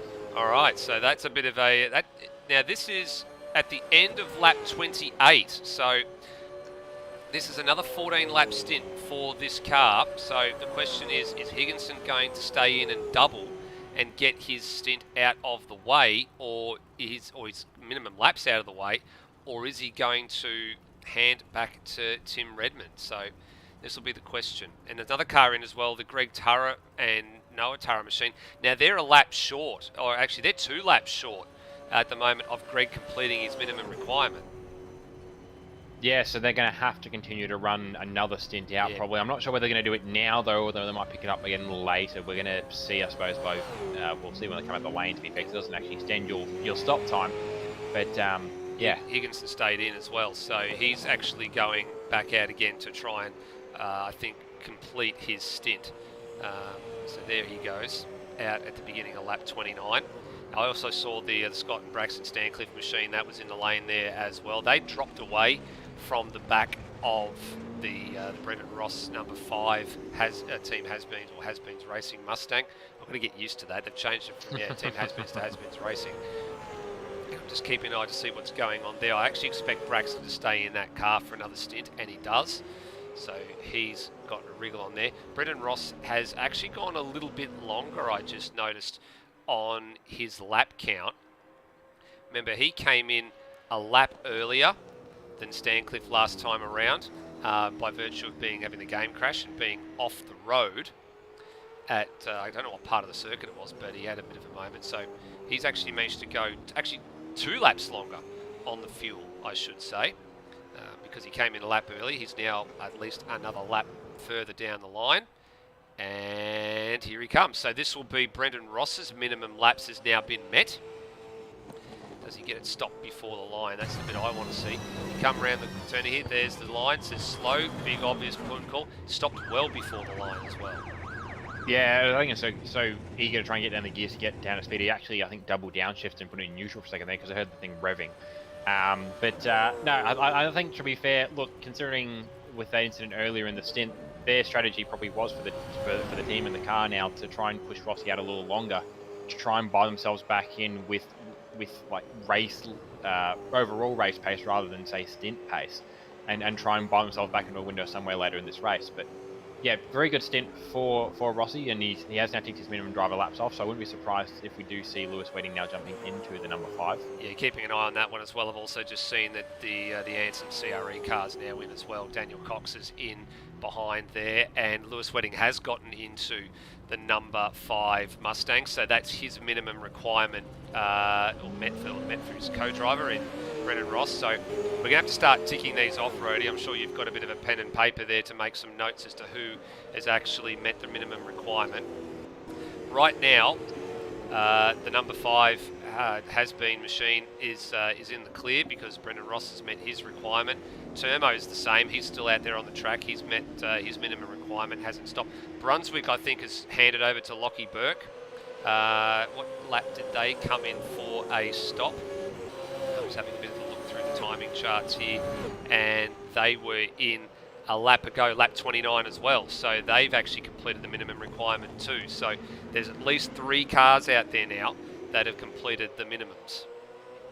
Alright, so that would be number 5, number 1, and number 15. Correct. Yeah, that have Cool. I now have a track record of that. Yeah, that have all had at least one driver that has completed the minimum duration. There's a couple of cars that have gone a lap down. I guess you can factor in the Greg Turra and Noah Turra machine as well, because they are, Greg being a lap down, he has actually now ticked off the minimum duration, so he can stop at any point in time from here on and he'll be fine. Now there's a bit of an awkward moment here because Stancliffe is just rounding up the number 21 Locky Lock Motorsports machine, which is actually in. Is this in play? I think, yeah, it is. Justin Cecil actually hasn't stopped for a second time here, so this is actually positional. So Stancliffe has gone through, and there's been another change between cars 5 and 187 here. Cecil doesn't have to give any quarter to Ross if he doesn't want to, but I think he's going to play the smart move here and let the faster Mustang go through. They've met the minimum requirement, I believe, as well now, because Justin Cecil did start that car. So that's another one of the co-driver minimums that have been ticked off. The ones that are, I guess, the real question mark at the moment, that we don't know how far they're going to go, is the Braxton and Scott Stancliffe machine, which I actually believe that they will swap next time around. Ben Hall, I'm having a bit of a look at him at the moment. I believe that did he start that car, Rody? I think Ben Hall did start the car. Yes, he did. Yeah, so I think that car will have hit the minimums now as well. Yes, it will have hit the minimums then if that's the case. The number 85 ignition machine, which is currently in 5th place on the road, has already had a driver swap take place, so they're not quite at minimums yet. Braxton and Scott Stancliffe, they're not quite at minimums yet. Burko's actually jumped back aboard the number 735 machine, so neither driver in this car has met minimums yet because they've done about 14 laps apiece. So that's an interesting ploy that they've decided to do driver swaps twice rather than just opting to get someone's stint out the way. And Will Devonish has now climbed back aboard, or actually aboard the number 15 machine for his first lap. So I dare say he's probably in it till the finish here. I'm also seeing Darren Kemp's also swap back into the APK Sim Sports number 23. So they haven't met the minimums yet either. And then Steve Warwick and RSM Latino, they are yet to meet their minimum requirements as well, because they've also swapped twice through the opening 2 stops. So plenty still to play out. Yeah, it's interesting the way the strategies are going. Some of these guys, as we mentioned, you know, a couple of drivers already through whether intentional strategy play or just specifically targeting to get a driver out of the way. You know, Tomo's not going to be back in the car. We expect to see for the rest of the day. Hans Brunswick probably not going to be in the car again. The 15, sorry, that was the 5 I was looking at. But yeah, the 5, we're probably not at this point going to see Rossi back in the car. But again, those two are probably fairly even on pace. So look, if something comes up, Rossi is still going to be available. We have now got, well, we haven't got, but we will at some point soon probably expect to see Noah Turra into the 26 because Greg has hit the minimum lap, so it depends on where individual driver pace is at as to how long they want to keep Greg in that car for. It's a great stint by Ben Hall at the moment. He's coming in at the end of lap 32 to make his pit stop here for what I essentially believe is going to be a handover to Locky Lock. So he's actually given him, they've been able to extend quite drastically here. So they've got 16 laps out of a stint and then another 16 laps on their second stint. So that's actually quite a good insurance policy for Lachlan Lock, and going to give him plenty of wiggle room, I guess, to either do a shorter stint or at the end, or split the next stint a bit evenly down the middle. They've got a bit more flexibility now aboard that car. They can push a little bit harder, put a little bit less fuel in as well. So they've bought themselves a bit of flexibility overall with their next stop and how they actually want to attack the end of this race. So that's very important for them. And just keeping an eye on them on the time tree. Yep, Lachlan Lock has got into car number 237. So minimums met there and been done. Yeah, so that's another one then. They much like the 5, they've got the flexibility to put either driver in it from this point. And yeah, just having Ben run those stints out longer. Look, they've they've probably combined with the race pace and bit strategy, probably got what they need to be able to play a little higher up than they would expect to see them. Look, Ben's ticked the box where he needs to with pace, and Lockie can do the same, but by pushing longer, maybe he's given Lockie as the main driver in the car, and definitely the one with a bit more recent experience in a supercar. You're giving Lockie a chance to put some like 10 tenths, 9 tenths pace into the car, and have that little bit of fuel or tyre in reserve through the remaining stints by virtue of having run the first two as long as he has. Well, here we go, another stop that just took place here. This will be a bit of I was about to say, it looked like it was going to be a really awkward rejoin because Devonish was coming down the front straight at a pretty decent rate of knots. And Taipan, who's just taken over from Justin Cecil, another one of the cars that's met the minimum requirement now for at least one of the drivers completing the 28 laps, has been achieved. And he's now actually the first of the cars 1 lap down. New fastest lap of the race. Gee, it's been a while since we saw a fastest lap posted. That was actually held by, I think it was Tim Redmond in the early going, 1 minute 33.2. That was actually some time ago, all the way back. Actually, I have to dig back through the archive just to see when that lap was actually set. The 33.2 was back on lap 3 for that car. It hadn't been bettered since. It's now been broken by Steve Burko, who actually goes his first man into the 32s, 32.738. So Burko, aboard the C7 Motorsport by CRE Commodore, is flying here, catching up to the back of the youngster Braxton Stancliffe. How much quicker was he than the number 187 last time around? Brody, do you really want to know the answer to this question? I'm a bit staggered because Braxton's had a bit of a scruffy first sector, a full 3.5 seconds. Yeah, that's probably part of the reason why. Like, I have no doubt the drivers, if they really wanted to within their strategy calls, could go for a fastest lap early just to try and really break it in, and also for the advantage of just the gamesmanship of just being out there and being near someone on track as they say fastest lap. If they're behind you, you start to get a little bit worried that, hang on, are they catching me now? Am I going to have to race with them rather than just racing ahead of them? And sure, there's a bit of that at play, but also, yeah, he's catching Braxton. He's also obviously catching up with Lewis Wedding, I believe, actually just looking at the timing tree. Oh, no, it'd be pitting actually from out of position. So he's filtering back to the order now. But yeah, he's catching up on Braxton Stancliffe and a little further down the road actually than I thought he was. But Lewis Wedding is actually up there as well. And, you know, Lewis Wedding and Steve Burko are former teammates. So whether there's still any sort of beef there or what, I don't know. But he's going to have to put a few more fast laps in to catch up. We've got a car in the fence. It's the Taipan and Justin Cecil, number 21. It just turned hard right coming out of turn number 4. Actually coughs up several positions to Darren Kemp, Greg Tara, Kai Jones. They've all gone through. That one was all on his own, and I think probably just may have gotten the backside of the AstroTurf here. Let's have a look at this one on the Outlaw Broadcasting replay. It's been a while since we've had a bit of a moment. There's those 3 cars just in the back that he coughed up to. Yeah, the car's just slid off the back of the AstroTurf and onto the grass and spins the number 21 machine all the way to the inside fence. So lucky it wasn't a much higher speed accident, but that's going to be a little bit of bruised and wounded pride, I think, for Taipan, having just taken over that car from Justin Cecil and drops a bunch of spots. So that's a hard bit too, Roddy, because you've got to use some of the exit curbs here. You've got to use them on the outside at turn 12, but you can't go too fast. Same at turn 4. You've got to use the exit curb, but you can't stray too far over the back of that curb for too long, because once the AstroTurf ends, it becomes grass, and if you're there for just a fraction too long, as we saw just a few seconds ago, you'll be touring the infield. Yeah, I'm going to interrupt, just cut us up to an actual genuine battle on track at the moment. It was a 2-car, so now a 3-car battle. Greg Tara, Kai Jones, and Darren Kemp all having a battle over what is now 11th place.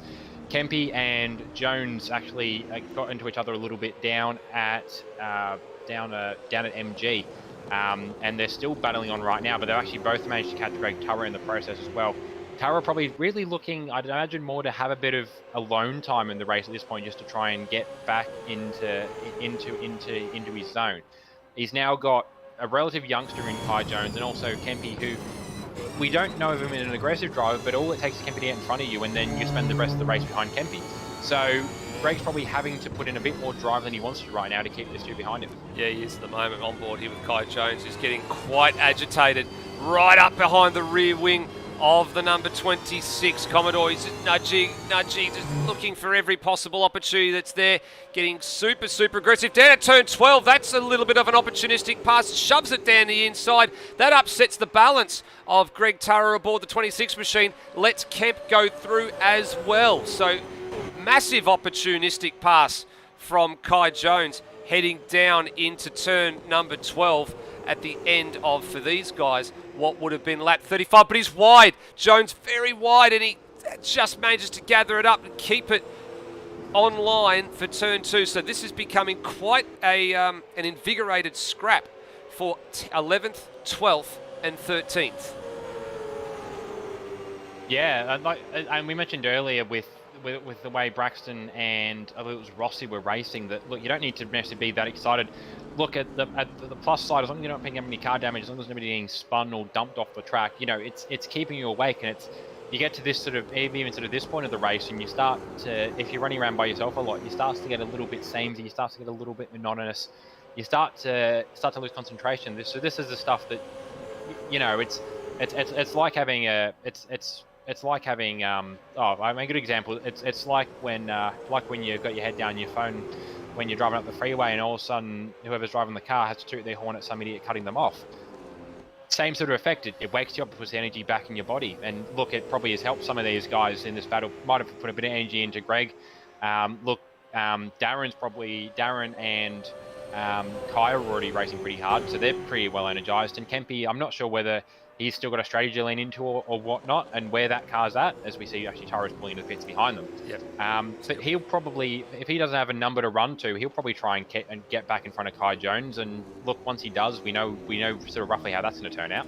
Well, we do know what's happening to turn out. What's happening to turn out here as well is Will Devonish and Lockie Burke are locking horns again for second place overall in a road. Similar fashion to what they did in the closing stages of last year's Bathurst 500. Devonish trying to go the long way round. Little bit of wheel hop, bit of contact there between the two cars.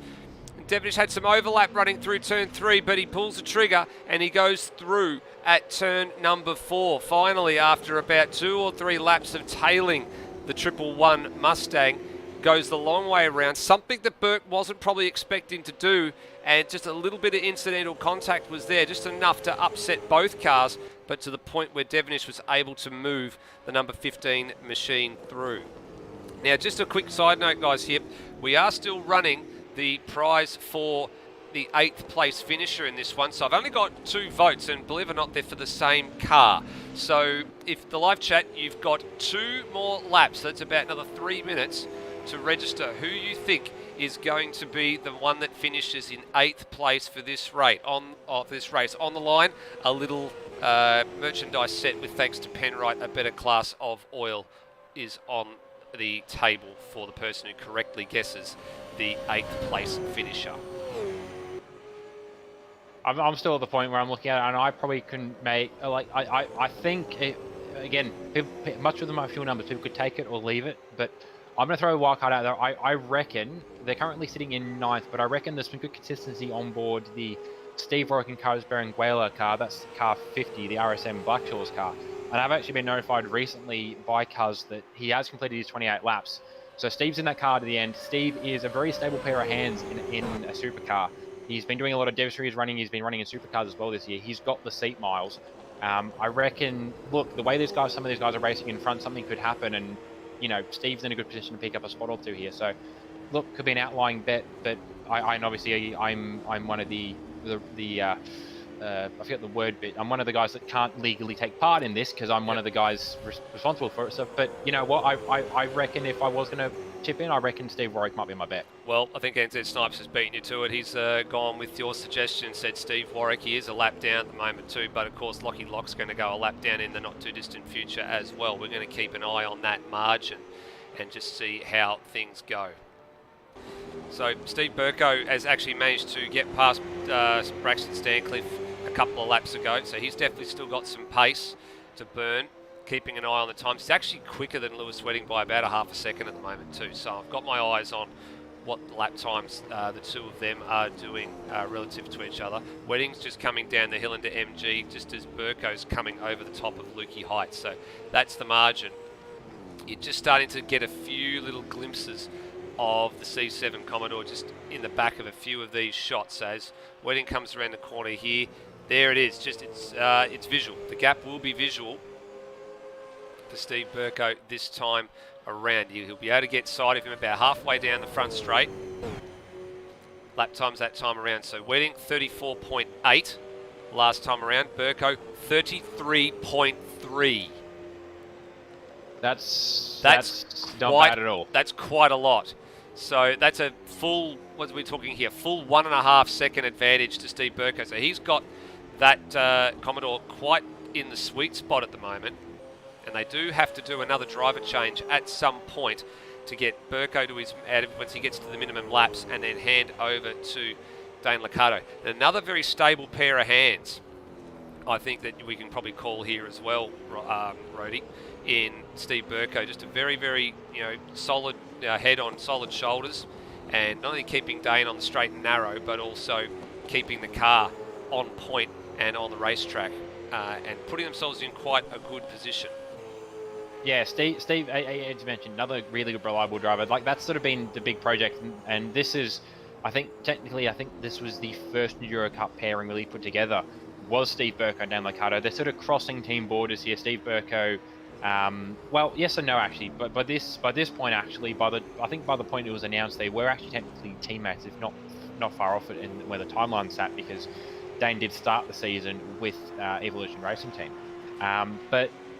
Yeah, they've sort of been working together for a while. Dane's been running in a couple of Burko's leagues, and Burko's also been around, just one of the guys trying to help Dane get there, because we've seen Dane definitely has the pace to be at the point here. It's just getting the consistency and some of the I suppose the race strategy into play to really crack that nut for him.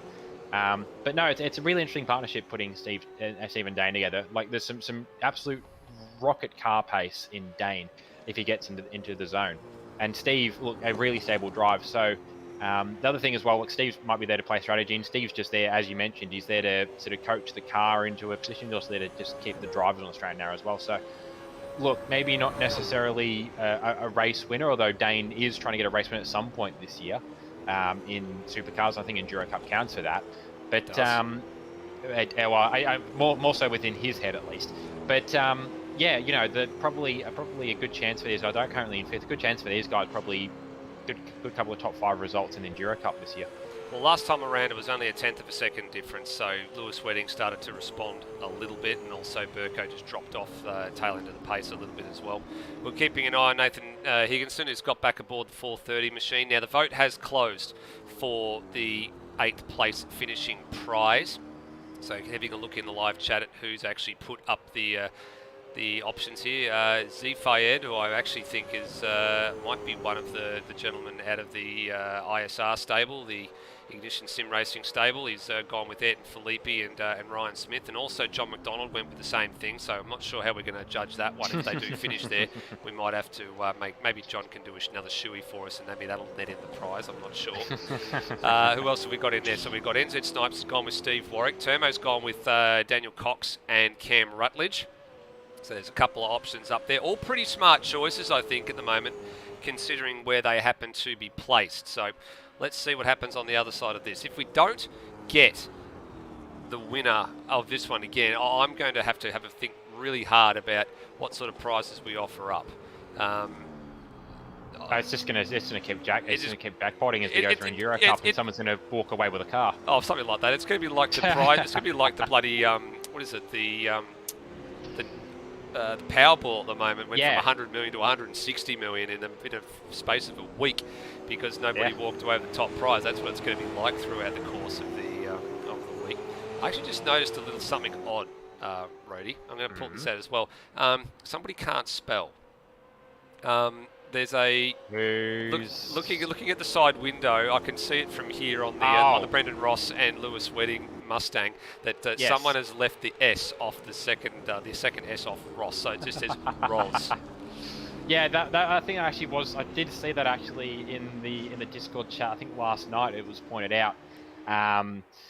It's look. I think between Rossi and Lewis, they do put a lot of work, and it's just a lot of repetitive actions, getting the names on the windows, and look, most of them they got pretty correct. It's just one of those things where I suppose just double letters, easy to miss the second letter. Yeah. But crucially, the other window is correct. The one that's on the one's on the control tower side of the car is correct.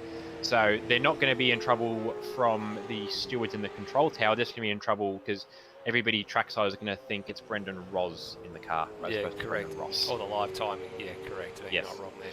All right, so keeping an eye on things, we're getting some word through that there's going to be a final driver change coming up in a few moments' time for Braxton and Scott Stancliffe. They've part of the procedure that these guys have got to go through as a result of sharing the sim rig. Not only have they got to have the camera up for us to prove that swaps are taking place, which is great and great sportsmanship that they're willing to do that, but they've also got to put a message into what we deem the race management channel, just to let them know about a lap or two in advance when it's likely to be happening.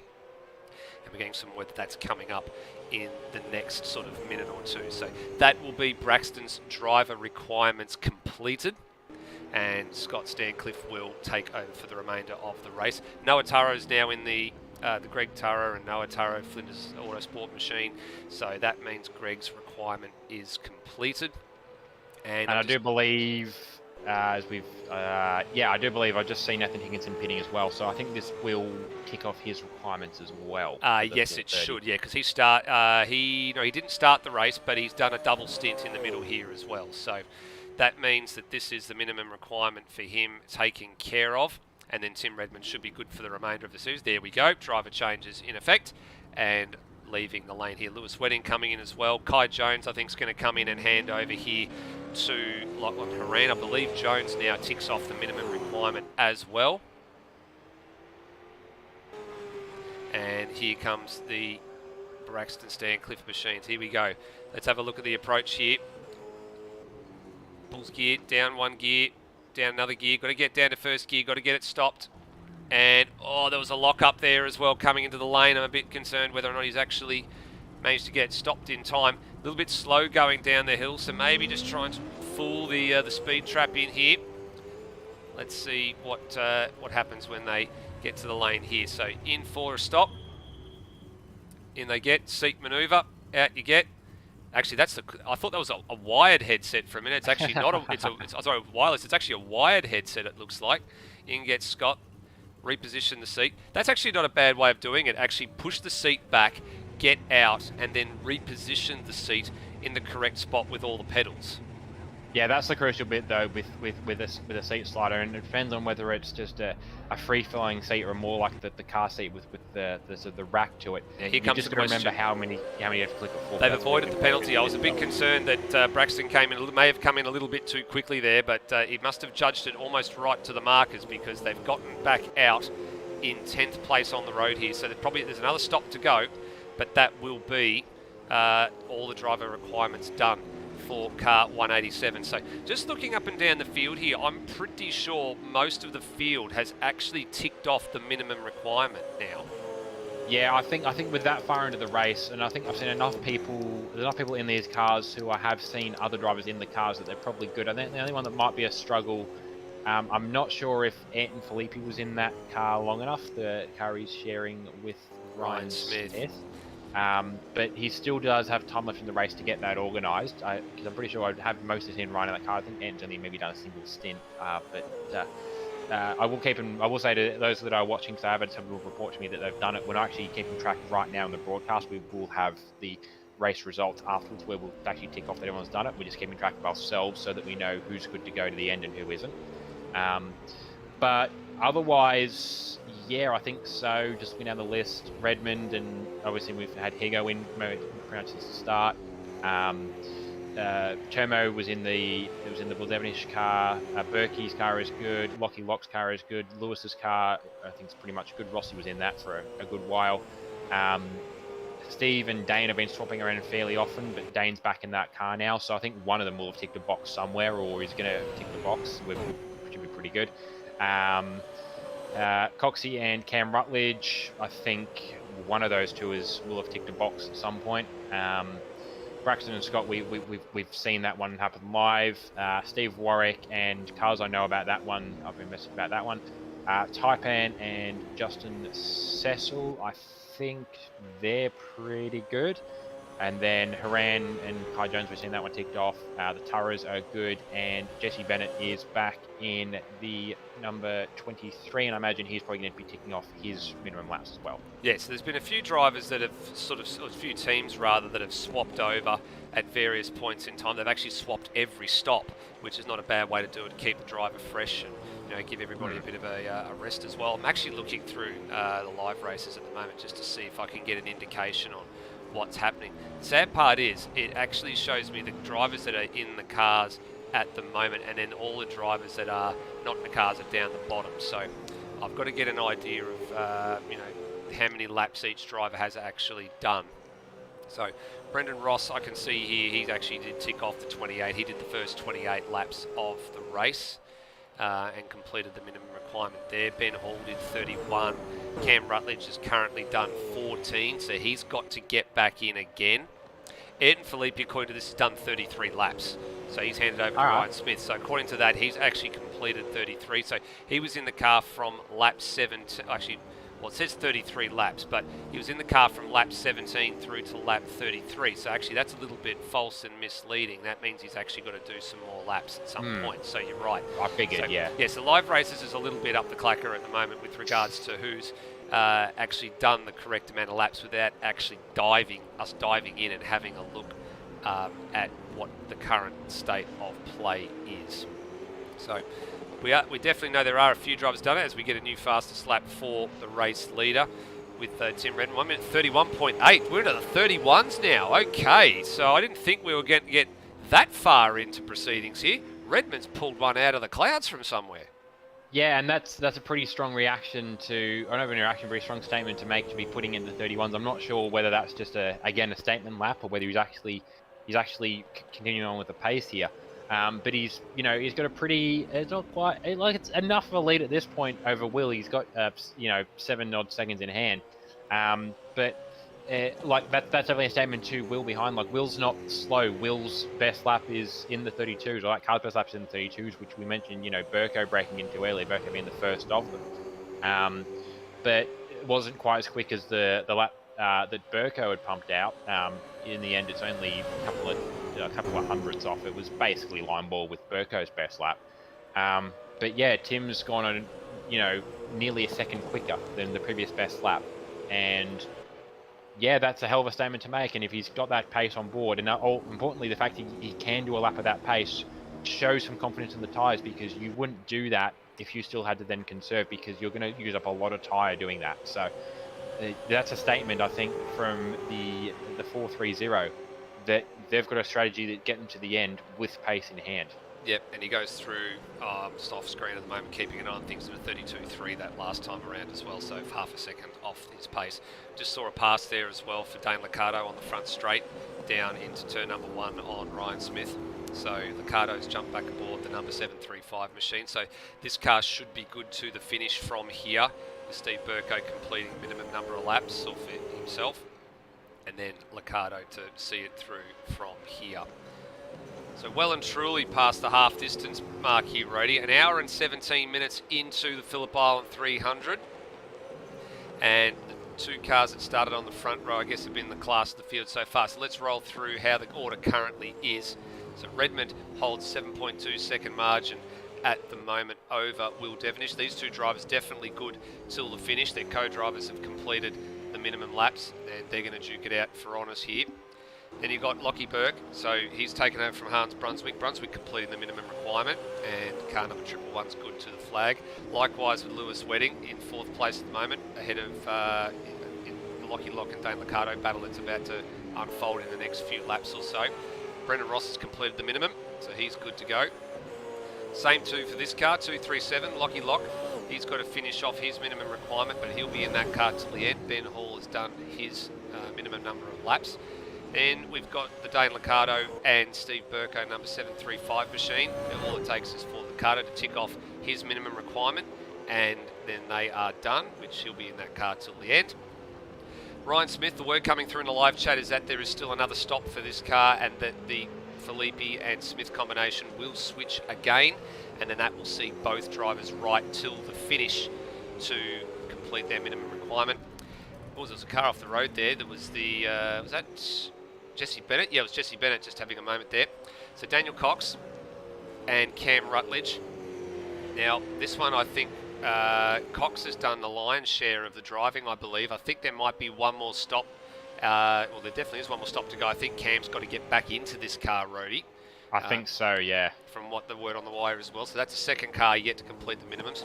This car we know is going to be good till the end. Braxton and Scott Stancliffe. Scott's back aboard that machine. He'll be right till the end. Braxton having ticked off the minimum 28, so he's done as well here in 9th. And then we know this car's good as well. Taipan, he'll be, I imagine, is going to be in this car at least until he ticks off his minimum requirement. Justin Cecil's done his 28 laps, but the real question is, do they actually swap back again before the end of the race? That's an unknown question for me. I don't know what the plan is there, but either way they'll be right. Steve Warwick, we mentioned that he was going to be good to the flag as well. Cuz has done his 28 minimum. Same too with Greg Tara. He actually did 33 odd laps, I think, as well, and that gets them well and truly into almost to the point of half distance. So they were just one lap short of half distance, but of course they are a lap down. Lachlan Horan, he's been in the car once already, but Kai Jones has ticked off the minimum requirements for car number 66. So as long as Horan keeps it on the road, then they will get to the minimums as well. And then the last classified runner at the moment is the APK SimSport machine. This one's got a question mark over it as well, because Kemp has been in the car at least once already. Jesse Bennett's been in the car once already. And I dare say at the next stop, we will probably get an indication that I'd say Kemp is probably going to get back into the 23 machine as well, Rody. I'd say so. Kemp is the full-time driver in this car as such. And look, Jesse's done some pretty good pace. We haven't kept much of an eye on it. We have seen him pop up here and there. And look, a few little wobbles here and there, but it's his first time racing in a supercar. To be jumping in Enduro Cup as a co-driver, he's doing a really good job. And yeah, I still think they will have penciled Kemp in as the A driver for that car. So as once Jesse sees minimums, then they'll be putting the car, I imagine, back in Kemp's hands to the checkered flag. I'll tell you what, to be said, apart from a couple of mistakes which rookies often make, there's been some pretty solid lap times for Jesse Bennett. Coming into the event with not being used to running no traction control, no ABS assist and stuff like that, because most of his driving's been in Rookie Cup for his very short time in ASR. So pretty much thrown into the deep end and said, here you go, son, here's a car that you've never ever driven before, have at it. And yeah, I think probably not a difficult spot to do so here. Oh, I was about to say, is that a lock brake that I just saw there for the Ignition SimSport machine, or was that a car blowing up? I think it was a locked brake. I think it's a locked brake, yeah. Yeah, this is a locked brake. The car's... Oh, it's got a puncture. I think it's got a puncture because it's had another moment here. It's off the track here. It's going to make the fence on the outside of Southern Loop. It's going to keep it just fractionally out of the wall. There was a very high-speed lock-up coming down the hill into turn 1. I'm wondering if that car's got a puncture or something here. I'm not quite sure. I don't know how long that stint's been for the car, but I don't know, maybe they're just pushing a bit long in the car, and it was... the fact has gone right. I'm gonna say outside front tires, front tire is the one that's gone, which tracks with the pace I'm seeing now from that car. Yeah, puncture confirmed. Yeah, it's got to be a puncture because that's the third lock up in successive brake movements for that car. So this is going to be heartbreak too, because this might potentially upset the apple cart with the amount of laps that these guys have to do. We're going to have to do the math and figure this one out, but he's going to be limping that car back to the lane and have to not only do a stop for tyres, but if they've got to do a driver swap at some point, they're going to have to stop twice in the closing 18 laps of this race. So not a great situation to be in. Did they try and prolong the longevity of the tyres a bit too much? Did they decide that they didn't want to change the right side tyres? Because the right side tyres do a fair amount of the work here. It is an anti-clockwise circuit, so the right side tyres always get the worst of the running. And maybe they've forgotten to do a tyre change at the a tyre change during the last pit stop.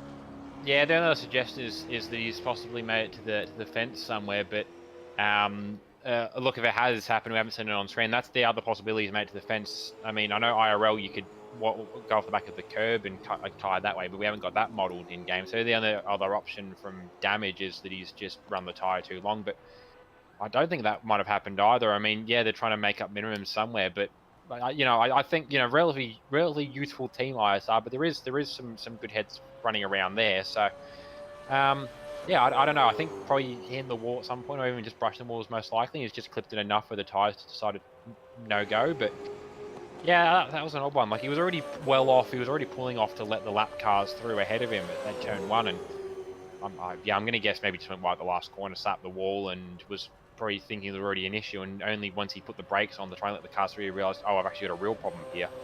And then, yeah, it obviously reared its head when he got to turn two, and it wouldn't turn left at all. Yep, so that's a shame. They've come in, and not only that, as Smith going out, or is a hand over Phillip, Phillippe's gotten into the car for this one. Taipan's coming in as well for another stop. So these drivers could conceivably get home from here, but it's going to take an almighty effort to be able to get these cars home with 17 lap closing stint, because of course they are a lap down at the moment as well. Oh, there's a rejoin there as well for Philippe. He just had to make sure he left some room here. Oh, we've got a car off as well. We've got the Kai Jones and Lachlan Horan machine is actually off on the outside at turn number 2. No, that's off. That's out. That's fire. That's a fire. So that car's on fire, and actually I'm not sure if we're going to class that as in the firing line, because they haven't managed to get that car going. But that's an interesting situation here, and I think there's a bit of a, oh, what on earth have they done here? I'm going to guess downshift through one. Yes, I'm actually looking to see if I can get this on the replay here. Just winding it back a little bit here and seeing what on earth they've done. Have a listen on board.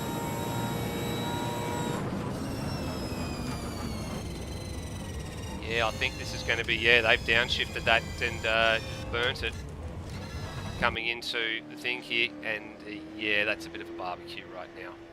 Yeah, and that's a shame. Like, they were doing pretty, like we mentioned earlier, they're pretty stable, consistent running out there, just putting some good laps in. Look, it's a shame for that race to go out that way, but look, their first enduro. Look, they're still putting themselves pretty well. They were ticking all the boxes they needed to do. The racing that they were running was fairly consistent. We did see some good energy in that racing they were doing as well. With at one point we caught them with Kempe and Greg Tara.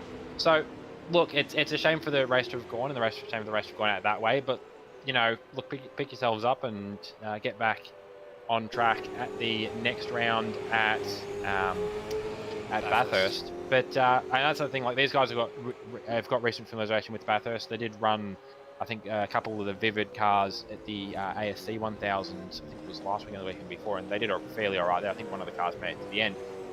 So look, it's not ideal for those guys, but look, a consolation the rest. Credit to the rest of the field though. We've had a pretty unattritional race, which, given how some of the Phillip Island races can go, this is going pretty well. Yeah, not too bad actually.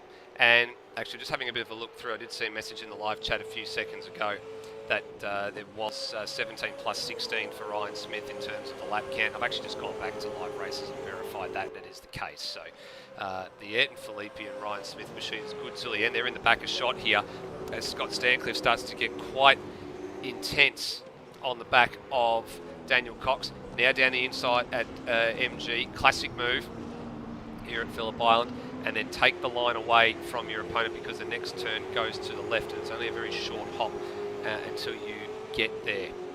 I'm actually quite lucky as well that the Horan and Jones machine didn't stay stationary there for that much longer, that they managed to get that back to the lane. Otherwise, that would have been a safety car probably thrown, and probably would have changed the game a little bit here right at the end of the proceedings. Lewis Wedding now leaving the lane, going through. So Scott Stancliffe goes through into 5th place. Cox goes through to 6th. Then Philippe is trying to unlap himself here. Oh, an opportunistic move there from Wedding as Cox was held out to dry, having to navigate with the lap traffic. Wedding says, thank you very much. The gap just presented itself and just went shunk straight through. Yeah, that was really well played. I looked at that coming down. I was on board with Lawson and down, thinking, where's he going to slot in here? And really lucked out with it, and I'm going to guess on fresh tyres. He has been with the line relatively recently. He's trying to unlap himself. Actually, he has just run wide, probably just to facilitate the pass for Lewis. But yeah, I was just observing Lewis pitting, so I think we're getting to, at least with Lewis' case, that's the final stop for that car. That's going to put them into the window of finishing this race. And that's dropped them into a nice little battle now. They've got Cox for 7th, and they've got, I believe it is Scott in the car for 5th. Correct, yes. So there's going to be a bit of something to play out here. I'm just sort of in the back of that shot. I started to see Will Devonish emerge into picture, who's leading this race, because Redmond has obviously come in and taken his final stop. So he's good till the end from here. So I think the number 15 machine is really slowly trying to eke this one out and get to a position where they can do a shorter stop and have a lighter car toward the end of this. Like, they've got 30 seconds in their pocket at the moment. So the transit time, we were estimating was going to be somewhere in the vicinity of around 60 to 70 seconds if you're doing full tyres and fuel. It's actually not turned out to be too far off the mark. Well, I'll be honest, I would not be surprised if there was not a pen-throwing, table-flipping moment from Termo when he realised that Vivid car wasn't going to be called a safety car. Because if that had thrown a safety car, at this point it would have helped out the 15 quite a bit, because they would have been able to take a safety car pit stop. Yes. And they would have dropped back, but they would have dropped back with cars right there to race, and they would have been on fresh tyres compared to almost everybody. The only other guys that would have been on fresher tyres in that group from guys that have pitted recently is people like Lewis Wedding. But Lewis Wedding doesn't necessarily quite have the outright pace of Will Devonish, at least at this point of the race. So where in all of this is Tim Redmond? So he's just crossing the start-finish line now, and Devonish is down navigating turn 4. So there's a 29.7 second margin here. Redmond hasn't really got too much traffic to contend with. It's just one of the Locky Lock machines, the number 237, just up the road. They've also got to, I believe, stop again anyway, with another couple of laps still to go, I think, on their this third stint for them. So the math was right. There was a number of drivers deciding to go with the 14-lap stint rather than the 15-lap stint, and then just try and get the minimums out of the way, which everybody, as we said, has now ticked off. And Devonish is starting to be held up here right now by the ignition number 85 as he pulled the trigger on lap. Here we go. Okay, this is the critical moment of this race. So Devonish, is he going to arrive at a vast rate of speed in car 15? Is he pushed the limit, I think, as far as he wanted to. He didn't jump over the line with the speed limiter, not yet quite down to 40 kilometres an hour. So into the lane for car 15. That's going to hand the lead over. Redmond, within 30 seconds, is going to take over the lead of this race with what would be 12 laps to run here in the Phillip Island 300. Just a matter of how quickly Devonish can get out and get going, because right now he's still sitting stationary in the lane. So here he comes, and Redmond's already on his way down to turn 1. So quite an air gap at the moment. The gap is going to be virtually the length of the front straight next time around. So Devonish leaving, going to be comfortably into second place, although he's going to end up being behind some lap traffic. So for Will Devonish, he's going to be behind, I think that was the Anson and CRE Motorsport machine that went through about 2 seconds or so just as he was about to leave the lane. So that car, I imagine the miscommunications within the team that car might be, and in a very agreeable way, moved out of the way. The other one that's an interesting point, though, looking at lap traffic, there is also, and there might be others, there is also, I'm just looking at Tim Redmond's car, there's, in his mirrors is the Locky Lock Motorsport car of Locky Lock and Ben Hall. He's actually between the two Locky Lock Motorsport cars at the moment. There goes Will Devonish through on the CRE and Anson machine. Here's Redmond. He's cleared the 237. He's now got to clear the 21. Yeah, but the other way it goes as well is that, to be fair, no, I don't think anyone around him is currently battling, but Lockie's on a good run. He won't want to pull over for Will. Will's going to have to almost pass him legitly, as Tim, that was nearly not good. He cranked it well sideways coming out of MG, then nearly looped the car. And he's probably maybe just reacting to what's in his mirrors, because at this point, he is in what is theoretically the slower car. So he's got to drive the wheels off this thing within the realms of what his tyres allow, because he is the vulnerable car at this point. He definitely is the vulnerable car at this point, and his lap time there was a 33.4. Now, we won't get a true read on what the gaps in that are until Devonish gets across the line and completes a full flying lap, because this is an out lap for him at the moment out of the pits. But you can see their margin on your left of screen is 15.1 seconds. Devonish about to get across the line now. It's still 15.1 seconds. So Now we'll start to get an idea of the pace. So middle sector, it was pretty close between the pair of them, just 0.2 of a second difference last time around with in favour of Redmond. Devonish, though, was about 3 or 4 tenths of a second quicker in Sector 3. So you got to discount Sector 1 because that was where Devonish was leaving the lane and getting up to speed. So he's got clear track at the moment. So this is important. So with Redmond having cleared the traffic, Devonish has got a long way to go to catch up to the same traffic, but I dare say they've got to come in anyway, so that'll mean that there'll be no lap traffic between the top two runners. And already 0.2 of a second raised off of the deficit on the first sector of this lap, but it's not going to be enough. Even if you're getting 0.2 of a second a sector for the whole entire remainder of the race, you're going to run out of laps. Yeah, so they're going to have to make some bigger gains in that car, and they're probably going to fall in a window where they probably can because fresh tyre versus used tyre. Like Tim's still going to put at the same pace, but on a tyre that is a tyre set that's worse. And we have seen the pace drop off from guys. To be fair, we've seen more of it from heated tyres, but there is also going to be a pace drop off when the hards actually go. Not as significant as we see with soft, but there is still going to be a drop off. So I don't know yet. Like, yeah, we in theory not enough laps left, but I wouldn't 100% bank into the fact that Tim's safe yet. I still reckon there might still be just enough. There might be just enough time there for Will and Termo. Otherwise, I don't think they would have played the strategy call they have unless they really felt they were in a chance for a chance here. But it's down entirely to whatever Will can do and whatever Tim does in response. That's right. So it's 0.5 of a second, or just on 0.5 of a second the gain last time around for Will Devonish. So it's not coming down at a fast enough rate. He gets to Sector 1 marker here. Actually, that was 0.4 of a second in a sector. So you're right. It's swinging back and forth here. There's not we can't call this probably for a little while yet, but these are going to be qualifying laps for Will Devonish from this point onwards. So we'll keep an eye out for what's happening with him. A lot of the margins at the moment have sort of ballooned out. There really isn't any properly close battles. I think probably the first one, actually I just saw another stop happening here for Scott Stancliffe. So this will be his last stop for the day. And no driver change going to be needed here. So this will be a fairly short fill between the two of them. But of course they're battling with the number 5 machine of Lewis Wedding and Brendan Ross for 5th place overall. So they've probably got to come in and stop again here. So a little bit still to play out. Now importantly, we're going to put up, I'm not going to put this one up as a prize, but we're going to put up a vote for the driver of the day. So everybody that's sitting in the live chat at the moment, who's your driver of the day? Who do you think's done the best job? Who pulled off a really good pass? Who's fought hard? Who is the underdog? Or what sort of things do you want to be? So top 3 are going to be pretty much settled.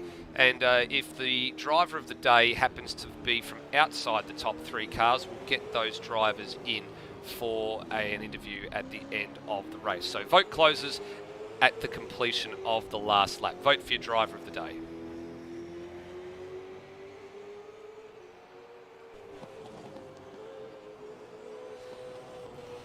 All right, so here we go. There's just under 8 laps to go, or 8.5 laps to go. And we've actually, I'm sorry about that. We just got some last pitters. Sorry. I've had a mouse failure, so I'm trying to automate things on keyboard. But we have a couple of last lap pitters come through as well. Hans Brunswick actually just got back into the triple one. So that's an interesting choice. That's a very interesting choice. And Dane Liccardo actually just came in as well for a splash and dash for the last few laps as well. So Brunswick is going to rejoin with some lap traffic in the form of Phillip, who's trying to get that car to the end here. And there'll be some blue flags out for the number 85 Ignition Sim Racing Machine. Probably let him go on the other side of the turn here. It's quite difficult, I guess, to try and let the car through at turn 2 because of the kind of corner that it is. And Brunswick with some overlap here. They're going to run side by side through turn 3. And then he'll cede position and say, yep, there you go. That's actually pretty well driven, if I'm being brutally honest with you. Good job there. Devonish is now starting to catch the pair of Locky Lock Motorsport cars in lap traffic here, and just a little bit further up the road there is also the C7 Motorsport machine of Steve Burko, who's gotten back aboard that car. So again, quite an interesting choice. They've handed back the reins there too. Yeah, so I'm not sure whether maybe both looking for a bit of experience at this point of the race, but I mean you're at the point of the race where it probably just benefits to have just some raw pace on. I don't know that maybe they're both seeing this race with a stop turning into a position where they have to race other people, and they just want a stable pair of head, a stable head on in the driver's seat of the car. You know, Hans with a bit more experience than Berkey, a bit more age than Berkey as well, which helps play into it. And the same for Burko, a bit more car experience. He's been racing, I think, probably about a year longer here than Dane has. But crucially, you know, a much older driver and a bit more matured as a result in his driving approach. So maybe that's what they're going for. Now, I'm a little bit curious here, Roddy. I'm just having a bit of a look back here just to see when the last pit stop for the number 5 machine was. And I'm hazarding a guess and saying, so there was a stop back at lap 43, which was a 2-minute 26 sort of lap. And then there was it looks like there was another stop back on lap 53 for that car. So I'm hazarding a guess here that the has-beens have played a little bit of a strategy masterstroke here, and that they've effectively jumped car 111 into what will be 3rd place overall. I don't think they need to stop again. It's going to be an awfully long stint. It'll be a 15-lap stint on the hard tyre to finish the race, but they've been doing the better part of 15, 16-lap stints all for the first couple of things, and then there was that short one in the middle that just did enough to get them to the critical lap to work backwards from here. So I got a funny feeling that this is, despite the fact that Brunswick's got some much better rubber underneath him at the moment, he's in the same situation compared to what Will Devenish is. He's going to run out of laps to be able to catch the has-beens Mustang. Yeah, no, it's it's interesting to see how this is played out actually, because I mentioned earlier that the has-beens car was probably going to have to play into a strategy game here to get themselves back into it, because they weren't going to have the same pace as the guys around them, and crucially they'd been tied up with what happened with the 187 earlier in the race. So I said they'd have to strategize their way back into the race, which is what they seem to have now done. And yeah, they're in an interesting position where they're probably in a similar position arguably to what Tim is, where look, he's going to make it to the end but not lose too much pace to the car behind. I would mention where lap times are at, but in the process of having my mouse die, I've lost the window that I had with all my timing up, which I'm trying to fix in between commentary bits. But yeah, it's a similar position, and that's probably I don't think there's a disadvantage to putting Hans in the car in this case, because he's a more mature head, but he's by no means a slower driver. We've seen his pace obviously around here last year. I mentioned earlier Phillip on Super 2 and the ability to manage the car, but just the outright pace, like Hans has got that as well. He's pretty well covered. Like the two AAR cars are pretty strong pairings. There's not really a slow driver. There's not really an easily definable slow driver in that bunch. It's just a bit slightly more mature drivers and slightly more impulsive drivers. But yeah, like I reckon if there's the pace in hand, and if Lewis Devon can serve a little bit, that look, we might still be in the window here for something to happen. Yeah, it's swinging a bit a different way here. So Brunswick was 0.3 of a second quicker through Sector 1 on this lap, and then he was a tenth slower in Sector 2. So again, very similar situations, as I was saying, to add in front with Will Devenish and Tim Redmond. Not got some pace in hand, but hasn't got the amount of laps required to actually make an impression here.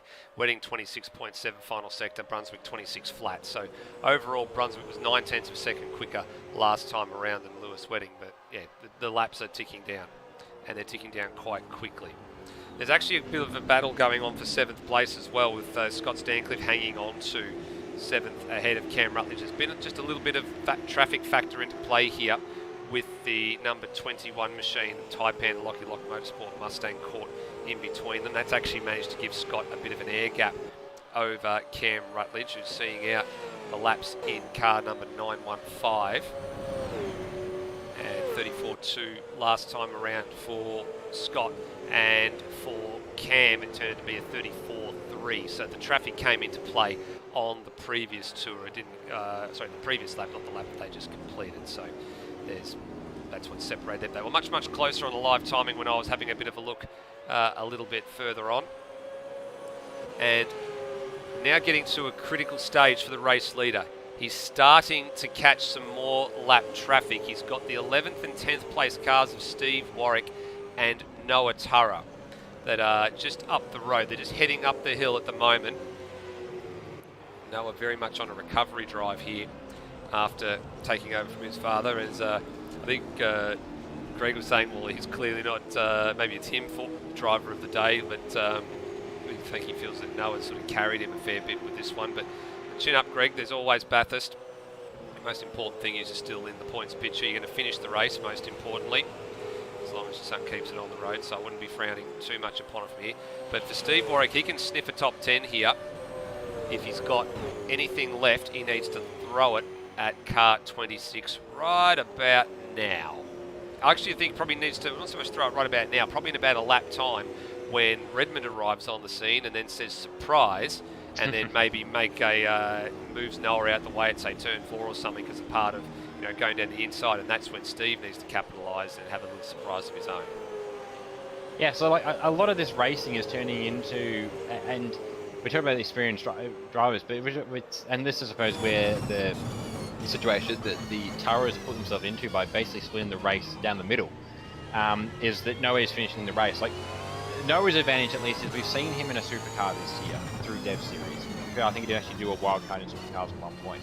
We've seen where his pace has been, his ability to battle, and he's been he's sort of only about dropping here and there, but he's someone that if he was competing full-time would probably be at the front of Dev Series right now. He's got really good pace. Not only that, he's got some really good patient, smart he's wide. He's wide, and he's gone. Way wide. He's gone. Has he got the fence? No. He just got a little bit too aggressive as he went into turn number 9 up the hill at Lukey Heights. So an easy pass at the end of the day, not only for Redmond, but also there goes the Burko machine. But that wasn't for position, that was for a lap anyway. So replay coming up here for what happened to Steve Warwick. I've got a funny feeling that he just stepped out of the groove just a little bit here. So coming through the turn, car slid a little bit up to the apex. Oh, he missed the apex by a mile.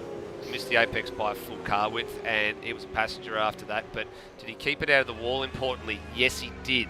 So no damage to the car, but damage to the pride, I think, more importantly. I think so, yeah. Like, it was a good run, and yeah, it took us to run a little bit wide. They're probably a bit deep in a stint, so the tyres are probably a little less compliant than you'd like them to be, and that's all that took in the end, and that's unfortunate for Steve. He'll get back on track, and he's still got a good lead over 12th place. But yeah, he could have been a lot closer to 10th than he is currently right now. Yeah, so at the end of the day for Steve Warwick, that's he didn't lose a spot in all of that because the number 21 Taipan and Justin Cecil machine's a bit too far back in arrears. There's a yellow flag down here at turn thing. Oh, it's Burko. Steve Burko's around. So that's at turn 4. That's given up any hope of potentially chasing down Brunswick from a late mistake or something that's happened there. And a late race fault here for Steve Burko. All on his own too. So no cars involved. Oh, he's pinched a right rear. Oh, bugger. And like it's just that simple. I talked about getting the experience and the restraint in the car, but even then, like all it takes is to just be driving the car a bit too hard or just pushing a little bit. And look, he was having a pretty good run. It's a shame. Look, still in the run for the top 5. But yeah, it puts him now back. I think he's now in a window where, if he keeps the car straight, he's in a good position. But he's probably in a window where I think the Stancliffe car isn't too far behind him now.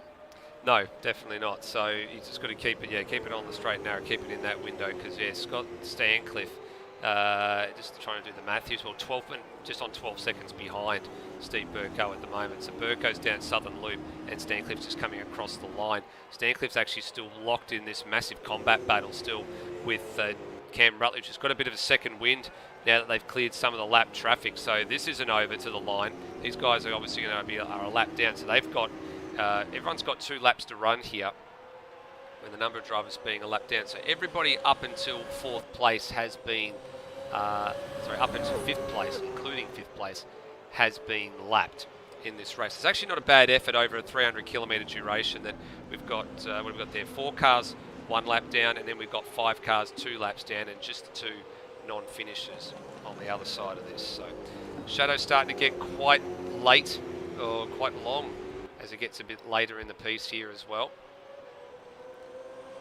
And our race leaders just got one more lap to go. So 12 turns and 4.5 kilometres to go for the Kiwi Sim Sport Beyond Borders number 430. And for Tim Redmond, he's staring at a second ASR Enduro Cup win, or round win rather, or race win, because he got a race win with Scott Stancliffe last year at the Gold Coast in that really incident-riddled first race at the Gold Coast 400, which I think, correct me if I'm wrong, Roddy, might have actually been the pair of them getting their first ever ASR Top Flight Supercars Series win. It would have been, yeah, because Tim is still yet to win main game Supercars. I mentioned most podiums without a win in the main game Supercars, and I think Scotty had only done actually that season was his first and I think only season in main game Supercars. He is entered this year, but he had to step back. He has returned for Enduro Cup, but he hasn't been able to make the rest of the season itself. But yeah, this is going to be Tim's second win. It's also going to be back-to-back win for the Kiwi Sim Sports Commodores in Enduro Cup, which sort of shows that that wasn't a one-off win last year. Yeah, the race played to them, but they've shown that on a level footing today, on a really, really fair day for everyone else, that they can still compete here. Also for Higginson, with the season he's been having the last couple of months, this is a real shot in the arm for him as well. That proves that he's got the car pace, because he was out there running with a lot of the heavy hitters, the full-time runners of the Supercars Championship fight this year, and he was holding it to them as well.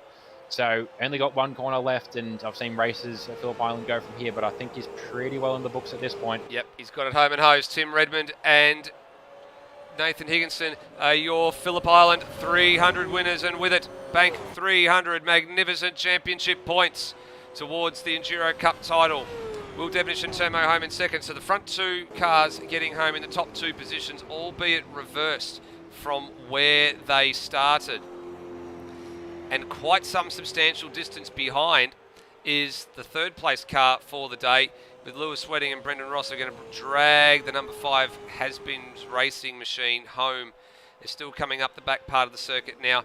Brunswick, it started to make a few inroads, but like the same thing that Devonish did to Redmond, hasn't had the amount of laps required to get it done. So the finishing margin at the end of the day, first to second, 7.4 seconds. So Devonish wiped out half the deficit in the last stint, but all too little too late. At the moment, the deficit between Brunswick and Wedding, according to your live timing there, is not too dissimilar at the moment. It's about 9 seconds. And Wedding just looks like he's babying this home at the moment. Oh, he's actually... Is he out of fuel? Either that or he's having a bit of a tease. I think he's maybe just run the fuel numbers perfectly. Jeez, that's a close run. Thing was best lap was a 33.1, but his final lap there was a 41.5, all in the last sector. I think he might have potentially been in a fuel conservation mode right at the end of that. Talk about getting it right to the very end. So Brunswick gets home fourth. So at the end of the day there, the margin between the two of them only ended up being 2.3 seconds. So there wasn't much in there at all. Yeah, so that was, I will say, he's still running around under his own pace. So I think maybe he was just playing with his food there as a bit, just really showing off what sort of lead he had there with Hans Brunswick. They probably would have been in a chat together. I wouldn't be surprised just having a bit of a waffle about the race, and there's a bit of mirror rubbing between the two of them now. There you go. But yeah, Hans Brunswick in fourth. Burko comes home fifth in the end, which is still a good run for that car as well. Look, they were running out the pointy end. It just went away from them right at the end there. Yep. Braxton and Scott Stancliffe are home for sixth place. That's a good result there. They got a bit close to the back end of the 915 going into the lane there. Cam Rutledge, seventh place in the 917 machine. Eighth place to Lockie Lock and Ben Hall. So did anybody pick the 237 machine for an eighth place finish? I don't think anybody did. No. So the prize is going to go begging again. And so, jackpot to next week. Yep. So, yeah, as I mentioned, some of you are going to start winning this, or we're going to run out of things to give you. But yes, we'll have to figure something out after this. We will, but that was a good run for those guys too. Like we mentioned, they'd have the pace, and because really consistent running from the pair of them.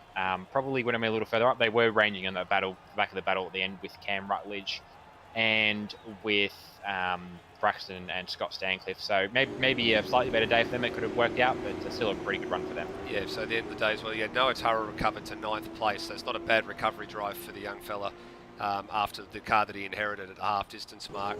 Ayrton Phillip gets the ISR number 85 home in 10th place, and then you've got Steve Warwick, Taipan, and then Jesse Bennett, the final finish of this one. Lachlan Horan and Kai Jones out after 50 laps with engine failure, and then of course NZ Snipes and She's probably the hard luck story of this one. 5 laps completed, and internet provider deciding to give up the ghost. And actually reading the live chat a little bit earlier, I think John McDonald hit on the head pretty well. He said, you know, NZ Snipes was the driver of the day until his choice of internet provider. But I think it was a bit more than that. I think it was actually the game side deciding it needed to disagree with a few people on the other side of that one. So with that being said, Rody, Phillip Island 300 is done. And we're going to have a chat to some of our podium sitters after that one. So, wow, what a start. What a start to the 300. Yeah, actually, very clean throughout. I was actually quite surprised how things played out. I mean, there was a few little incidents with cars that, came together, but the racing was pretty hard, pretty fair. And I think the lap traffic, even throughout proceedings, did quite a good job of getting out of the way when it counted the most. Oh, exactly. Like lap traffic that had to, in the end, a lot more people ended up lap traffic than I probably thought was going to happen. But look, everybody that was lap traffic did, from what we could see, at least a pretty good job of it. Look, credit to the guys that it's their first time in as well. You know, Jesse Bennett, especially, is coming in as a wild card. He's only experienced his rookie cup. But the cars are similar pace, but we don't tend to deal with lap traffic in rookie cup. And to be fair, I say TP is his in-game handle. Jesse's pace is normally of a point where he is not lap traffic. He's normally up there fighting at the front with Sticks and Darren and myself. But for him to jump in, that's pretty good as well. For some of obviously a lot of the guys in ISR, it's their first time running an Enduro Cup guys. And, I think we only saw the one of the two cars on track today, but, Ayrton did a pretty good job from what you can tell, same with Ryan. And just generally, as we mentioned, all but the top four, I think, in the end up getting lapped. So everybody did a really good job playing with the traffic, and Phillip Island does help for that. It's a nice big wide track. Like, not so wide that the race becomes dull, but wide enough that you can effectively be lap traffic and let cars through without having to back off or put it in the runoff somewhere or something. So it's the track played a favour as well. But no, really good run for everybody out there, and great work for the guys who did play lap traffic. Yeah, certainly was a good run for the lap traffic. As like I said, I apart from a couple of awkward moments where some stages you can't give up turn 2 if you're already on the racing line, it becomes a little bit difficult. And then there's a few drivers that just decide, other side of turn 2, they'll let everybody fall out and just let the other faster cars go past. So it all worked out, I guess, in the end. And I guess now it gives us an opportunity to have a little bit of a chat with our drivers for the final positions here. I'm actually just doing a little bit of work on the backside here, because I've actually just made a little bit of a riot hash of something that's gone on here in the back of the ground at the moment. So we've got our podium set and ready to go. And with thanks to Beyond Electrical and of course CRE Electrical, we are getting set to just welcome our podium drivers up into position here. So we've only got the third place drivers up here at the moment, Rady. So there's still a little bit of a drama with regards to getting the remainder of them up here, but we still haven't got our vote through for driver of the day just yet. So I think it's a bit of a mixture. I think it's probably going to go to one of Nathan Higginson, or in some cases possibly Tim Redmond as well. But I think nonetheless they've deserved it. But let's start with our third place drivers here today in Brendan Ross and Lewis Wedding. Yeah, so fellas, good to see you putting the Has-Beens car up there on the podium at the end of the race. Good recovery from the way the early stints played out. I think we'll start with Rossi in the fluoro orange, in the work shirt. Rossi, how did that race go from where you were sitting? Yeah, interesting race to say. We sort of planned the race thinking we were going to have a very unique strategy, but as it turned out, everyone pretty much fell into that strategy. Unlucky with the little incident that I had, the game actually froze up for a good 3 or 4 seconds. Luckily spat us out at the exit of turn 1. Hit no cars, only got some damage, which actually did cost us time in the pit stop, which was probably lucky. Had a little bit of an altercation with one of the Steencliffs, which was interesting to say the least. I'll let that be how it is. We both raced hard, defended hard, and one of us pulled away, and the other could have went with us, but I don't know what happened to them. But unlucky to them. But pretty much Lewis carried me for this round. Had a mega last, and I actually didn't see us getting on the podium, but carried us onto the podium, which was good for us. Yeah, well, actually, we're talking about, and we'll have a chat to the carrier in a second. But you still did a good job yourself, Rossi. You had to obviously put yourselves in that position. You had to run a couple of decently lengthy stints there to really open up the strategy window. How busy was the strategy computer in at Has-Beens Racing? Well, we had it all pretty much set straight to begin with. It was because of our little incident. We just had to come in. Luckily, it was within the window we were going to go with, so we didn't have to change too much. We just had to extend my stint, being the tortoise for this round, to get me to lap 28, and then put Lewis in the car for the end. Alrighty, we're going to cut across now to Lewis Wedding.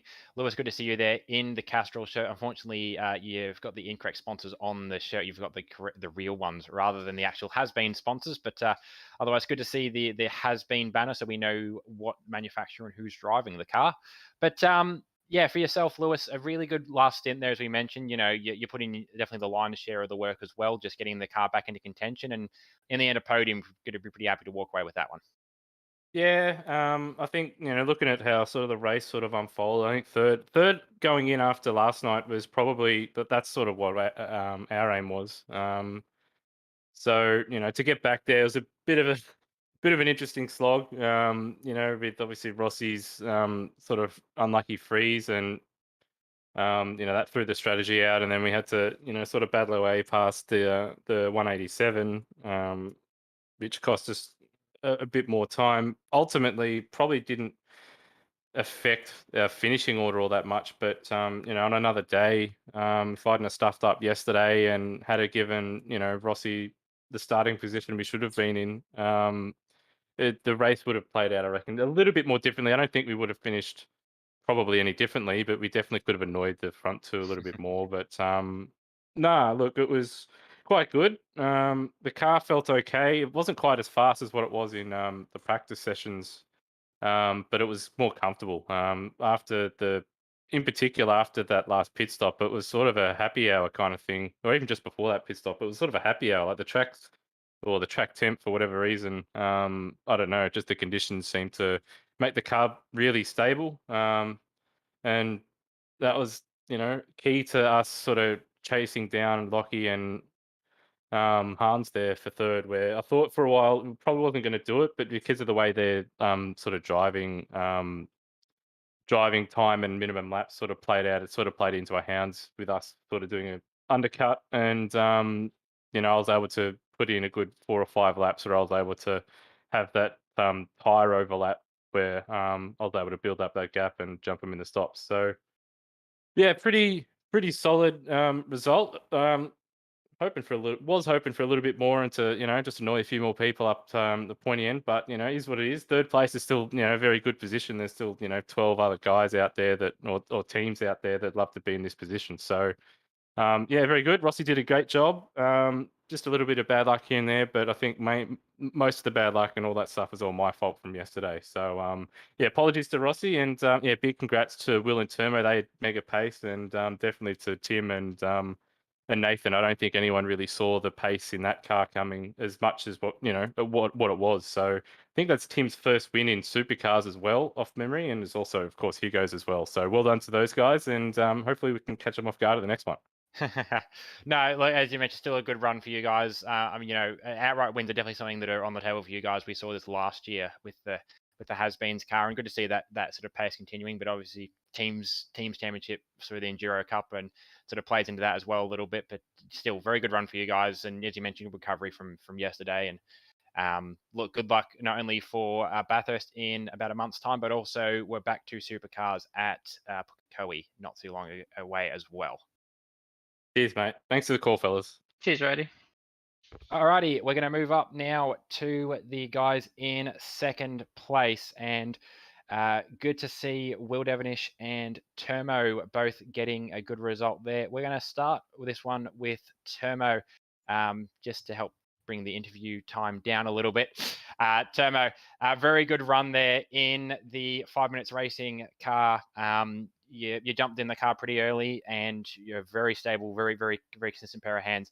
Out of interest, what was the decision process like that had you start the car as opposed to Will? Well, got my minimum laps out of the way and let Will take it home. Fair enough. Yeah, that ticks the box. All right. So how did you feel the race went for your stints? Made a few mistakes, but other than that, it was all right. Kept the car straight. Absolutely. And then just, I suppose, generally, just with how your supercar season has gone, like it probably hasn't gone quite to what you're looking for pace wise. Does it sort of really? Does it feel sort of more like a bit of an acquittal and just a bit of a proof that you do still have it to be running up the pointy end of the Endurance Cup race today? Don't really know. It's just Phillip Island's just a strong track for me. Fair enough. No, you make a good point. We did allude to it during the race. Termo being one of the drivers who ran Phillip Island Super 2 here last year and was, I think, second or third best. You were in there with Lockie Burke and the like, and it was only really Hans that was better than you guys because he managed the tyres a little better. But still, that experience comes in. And you mentioned, strong track that'll help you out as well. What's the thinking then for you coming into Bathurst? Where's that sit on your preference? I don't know. See what happens on that weekend. All right, fair enough. Good to talk to you, Termo, and great work in your sense. We're going to switch now across to Will Devonish. Will, really good run for the car, and we'll touch on it later, but just for the team as a whole today. But yeah, what was your thoughts on your race? Yeah, look, it didn't quite pan out like we wanted it to, but it panned out as good as it could have today with the pace of the Nathan, Tim. So yeah, can't complain with a second spot. Yeah, so pretty good run in there. It came down to Tim on used tyres versus you on new tyres. I'm going to guess the idea of the short field was trying to play into that. I take it that quite didn't work out, but otherwise the strategy calls were pretty much on par for the race. Yeah, we did. Well, there's quite a bit of a gap, and I wanted to peg that back. So short fuel, and I was hoping to put the blowtorch to Tim, but he brought a flamethrower to the party, so it ended up not being quite fair. And then we talked about the team earlier. You've obviously it's not quite the same spread as you've got in supercars, but you've got team drivers Dane Licata and Steve Burker running in the C7 car, and then you've obviously also got Cam and Coxie together. Just generally, I suppose you include some of the Lockie Lock cars in that as well. But what's your thoughts on how your team cars have gone today?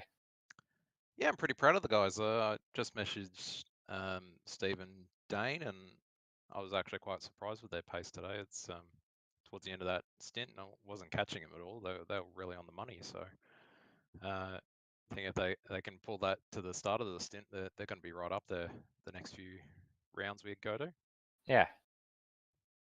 And then good run for Cam and Coxie up in 7th, and distant relatives, but Ben Hall and Lockie Lock up in P8 as well. So pretty good run for all your guys. Yeah, I need to talk to the other guys. We only had Cam and Coxie with us today. Yeah. Try to keep the chat quiet. But yeah, Cam Coxie did great. They had a bit of a mistake in the first pit stop, and Coxie was dumped in the car when he wasn't expecting it. So, but yeah, both drivers did exactly what they wanted to do, and I think they moved up a spot and they raced the race they wanted to race. So they're pretty happy. Absolutely. Alrighty, Will, good to talk to you and Tomo, and great work on P2. Swinging up now, though, to the guys who won today's race. It is Tim's second Supercars Enduro Cup win. It is Higo's first Supercars and Enduro Cup win. Where to start? We'll swing it across actually to Timmy, because I imagine Higo is bouncing around like a jelly bean at the moment. So, Timmy, how'd that race go for you guys? Pretty strong pace in the car all race. Yeah, look, the the car felt really good today, and Nathan drove fantastic couple of stints. Certainly can't fault him. The strategy worked well for us, although it was a last minute sort of change. We initially had a few longer stints planned, but this one worked out safer for us and allowed us to tick all the boxes that we wanted to.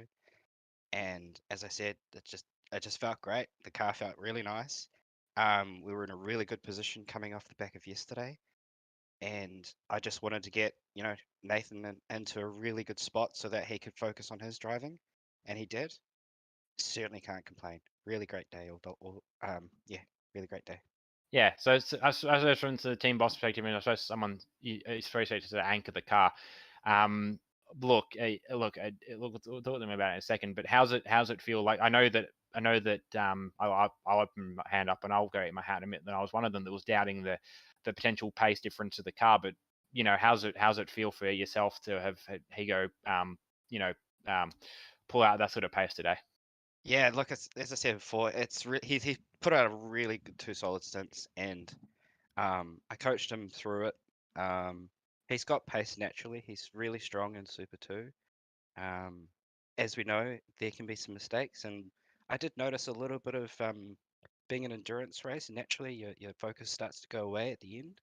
But he was working through it, and he was listening and taking on the feedback. So certainly can't fault him at all for the effort he put in today. In fact, it's so awesome for him to be on this pedestal, obviously, with me today and sort of reap the rewards of a win. So fantastic job to Nathan, for sure.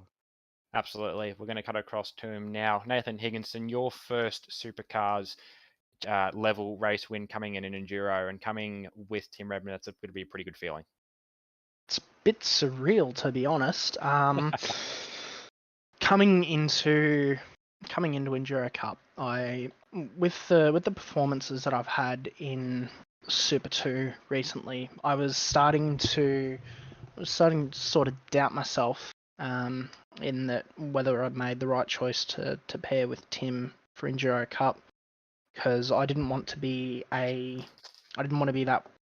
midfield wobbler, just destroying the work that the faster driver had done through their stints. But coming into practice this week, I don't know what it was. It as I said last night, I can put it down to the fact that I've got Tim as a cool head beside me, just talking me through, keeping me focused. That sort of just clicked me into another gear and just kept me honest, I guess. Yeah, well, we talked about it. Actually, we did mention it in the broadcast, but I suppose with this, how's this then, changed the outlook looking to the rest of the season? Not only, obviously, Supercars is Pookie coming up as well. I was Enduro Cup at Bathurst, but you've also got Dev Series, which you mentioned earlier. Also, that's up at Pookie, and that's the second last round, and your title fight on there. Does that sort of put the win back into the sails this win? I reckon it does a little bit. I know that I can drive fast. Like today's shown me that I can drive fast. I can drive consistently for an extended period of time, and that really puts me in a good stead for especially the last round for Dev Series being Bathurst and the endurance run for the Super 2 guys. It puts me in good stead just knowing that I can drive consistently. I can drive quickly over an extended period of time. Pukekohe, not really. I'm not canning all my chickens before they hatch. Because especially with Pukekohe, such a short, fast track, gotta keep my wits about me. And then Bathurst being the endurance race, we're going to have pit stops. Pit strategy is one of my weaknesses, so it's definitely going to be something that I have to practice and have to just refine myself over the next couple of months. Absolutely. Well, you've still got plenty of time to plan for that. And look, for now, just you're able to go. Race is done for the day. You're able to go and crack into a cold one and just sit down and enjoy the race win. But nice work to yourself. You can obviously to Tim Redmond as well. Great work by the pair of you. And Nether, this has been our Podium Sitters. Thanks already. Certainly has. Thank you very much, Rody. And yeah, it's very interesting just to note, I guess, the differences in how people have reflected on their racing. You know, some people looking at it going, you know, it's a bit surreal in Nathan Higginson's case. You know, in the case of, you know, Will and Termo, you know, going, I guess, as best as it sort of can be. Everybody's still, I guess, a bit reserved and sort of still feeling out how the rest of this is going to play out over the coming weeks and months.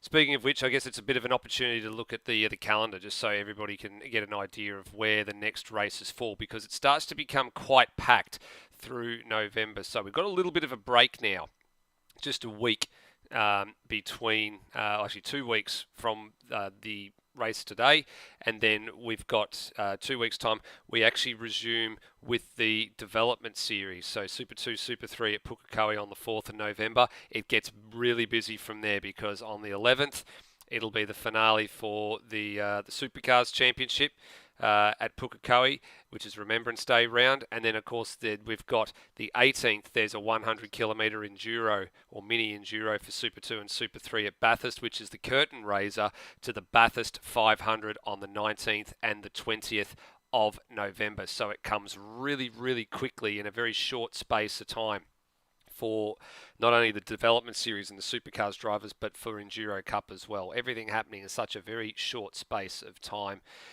It's going to be manic. That's all I'm going to say, Rody. There's a lot of practice, and a lot of different people's priorities are going to go left, right, and centre as to what they want to focus on over the coming couple of weeks. Absolutely. Like, I know I'm going to be split across a few different duties. Obviously, running in the Dev Series, still got a Super 3 title to try and defend. It's not done yet. Darren's still definitely within a shout, and all it takes is me to have another wobble that I've done a couple of times this season, and it's going to be all to play for. Supercars obviously be back in the commentary box, and it'll be good, but also bad to wrap off the season. Supercars has been a really good year this year in Supercars. You know, the fast drivers have been the people we expect, but outside of the top, some of the leaders just disappearing the distance. We had some really, really good racing. And I'm really keen to see how this wraps out. There's still some teams championships, still some drivers championships that are still not quite locked in positionally yet. So we could still see some really good racing. We will see some really good racing at Pookie. And then coming into Bathurst, it's going to be a double header because I'm racing on the Friday. But I'm still not sure what the weekend looks like yet. Hopefully we got both PBF cars there, and considering that I'm not in a car, I'm probably going to get roped into doing the strategy duties. But at the same time, look, I'd love to come back in the box again, depending on where everyone else is at for that sort of stuff. But no, it's a really exciting month coming up. Yeah, certainly an exciting month coming up. I know there's a number of people waiting for the release of the stewards reviews for Gold Coast and that as well. They will be coming probably in the next week, so we need to get them out before we go racing for Pukekohe, but they won't be too far away. But until the next time, when you tune in for your fix of everything ASR Supercars here on your home of ASR's Supercars Broadcasting, Outward Broadcasting, we'll see you next time. Take care, and bye for now.